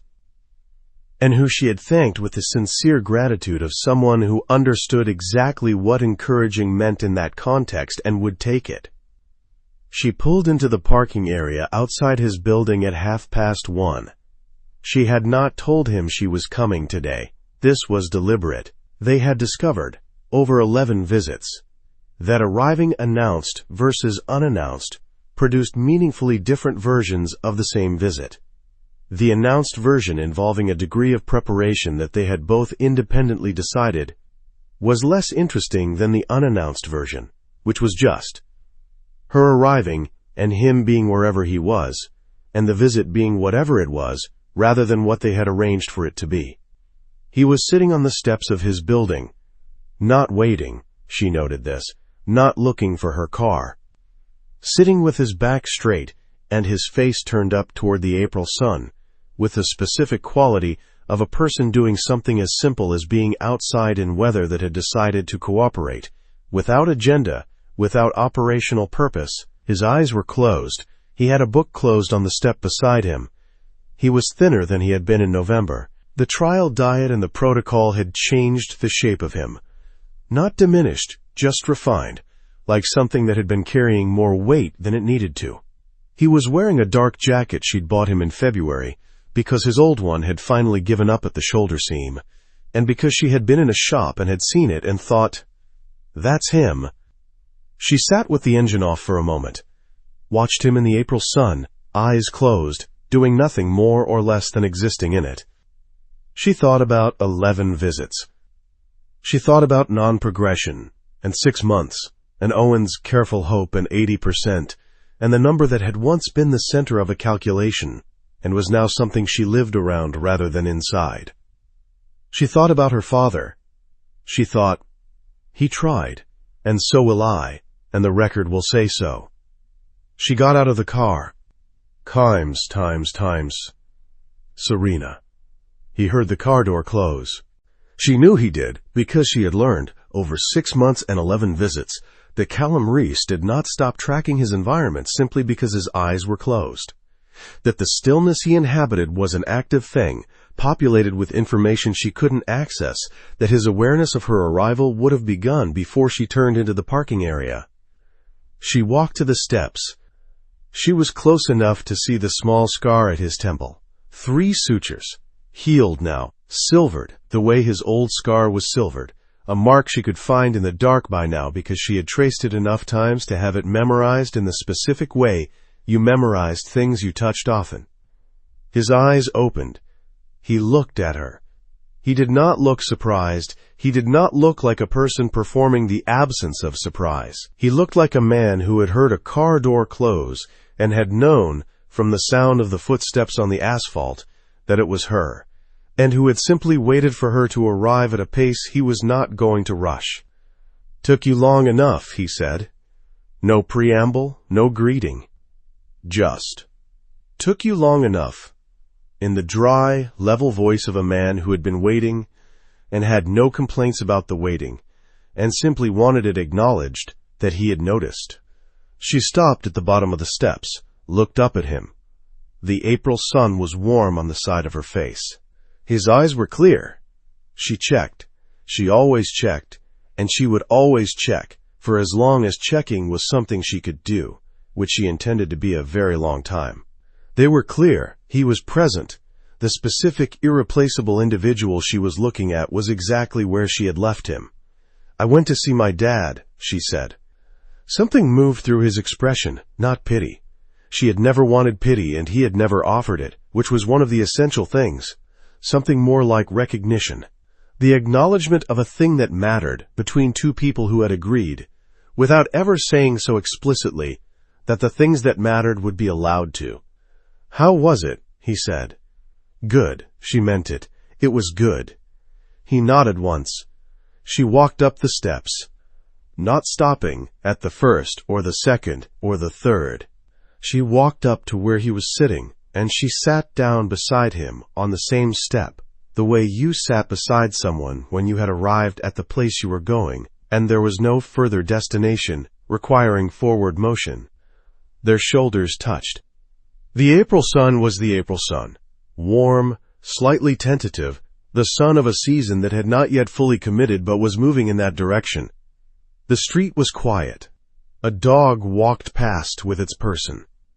Somewhere on the block, someone was playing music through an open window, the kind of music that was being played for no one in particular, simply because the day was the kind of day that wanted it. "6-month imaging is next week," he said. "I know. Owen thinks the results will be good." Owen said, encouraging, which is Owen's version of optimistic. "Yes." She leaned her head against his shoulder. He did not move. He was very good at not moving. He was very good at allowing things to simply be what they were, without requiring them to be arranged or managed or contained. She had learned this from him. She was still learning it. "Tell me something true," she said. The words had become their own kind of ritual. Not formal, not performed. Just the specific invitation that they returned to when they wanted the other person fully present, rather than at the managed distance of ordinary conversation. She had said it first. He had learned to say it back. It was one of the small architectures they had built, the kind that didn't have names and didn't need them. He was quiet for a moment. She felt the quality of his quiet, the active, populated stillness of him, the thing she had first noticed in a coffee shop on Newbury Street, and had been unable to stop noticing since. "I was reading," he said, "a history of the labor movement in New England, 1920s, 30s. The people who did the work, that built the frameworks that other people would eventually use, and who would never be remembered by most of those people. They just did the work, knowing it was the work that mattered, not whether they were credited with it." She waited. "I thought about your father," he said, "and I thought about you. And I thought that the thing I am most—" He paused, the specific pause of a man choosing a word with the care he gave to important choices. "The thing I am most grateful for in the accounting of what this year has cost and what it has produced is that I was there. To see what you did. To see it happen." She lifted her head from his shoulder, looked at him. He was looking at the street, the way he looked at things he wanted to say without the additional variable of being looked at while he said them. She had learned this about him too. "Callum," she said. "Yes. That is the least reserved thing you have ever said to me." He looked at her then, the thing that was not quite a smile. Today fully a smile, unguarded, real. The smile of a man who had stopped calculating the cost of showing it. "I'm working on it," he said. She took his right hand in both of hers. She held it. It was still. The April day was still around them, and the street was ordinary, and the music from the open window was the music of an afternoon that was not asking anything of either of them, except to be in it. This was, she thought, what after felt like. Not the absence of everything that had come before, not her father, not the months of careful, dangerous work, not the stairwells and parking structures and hallways that had been the geography of the story.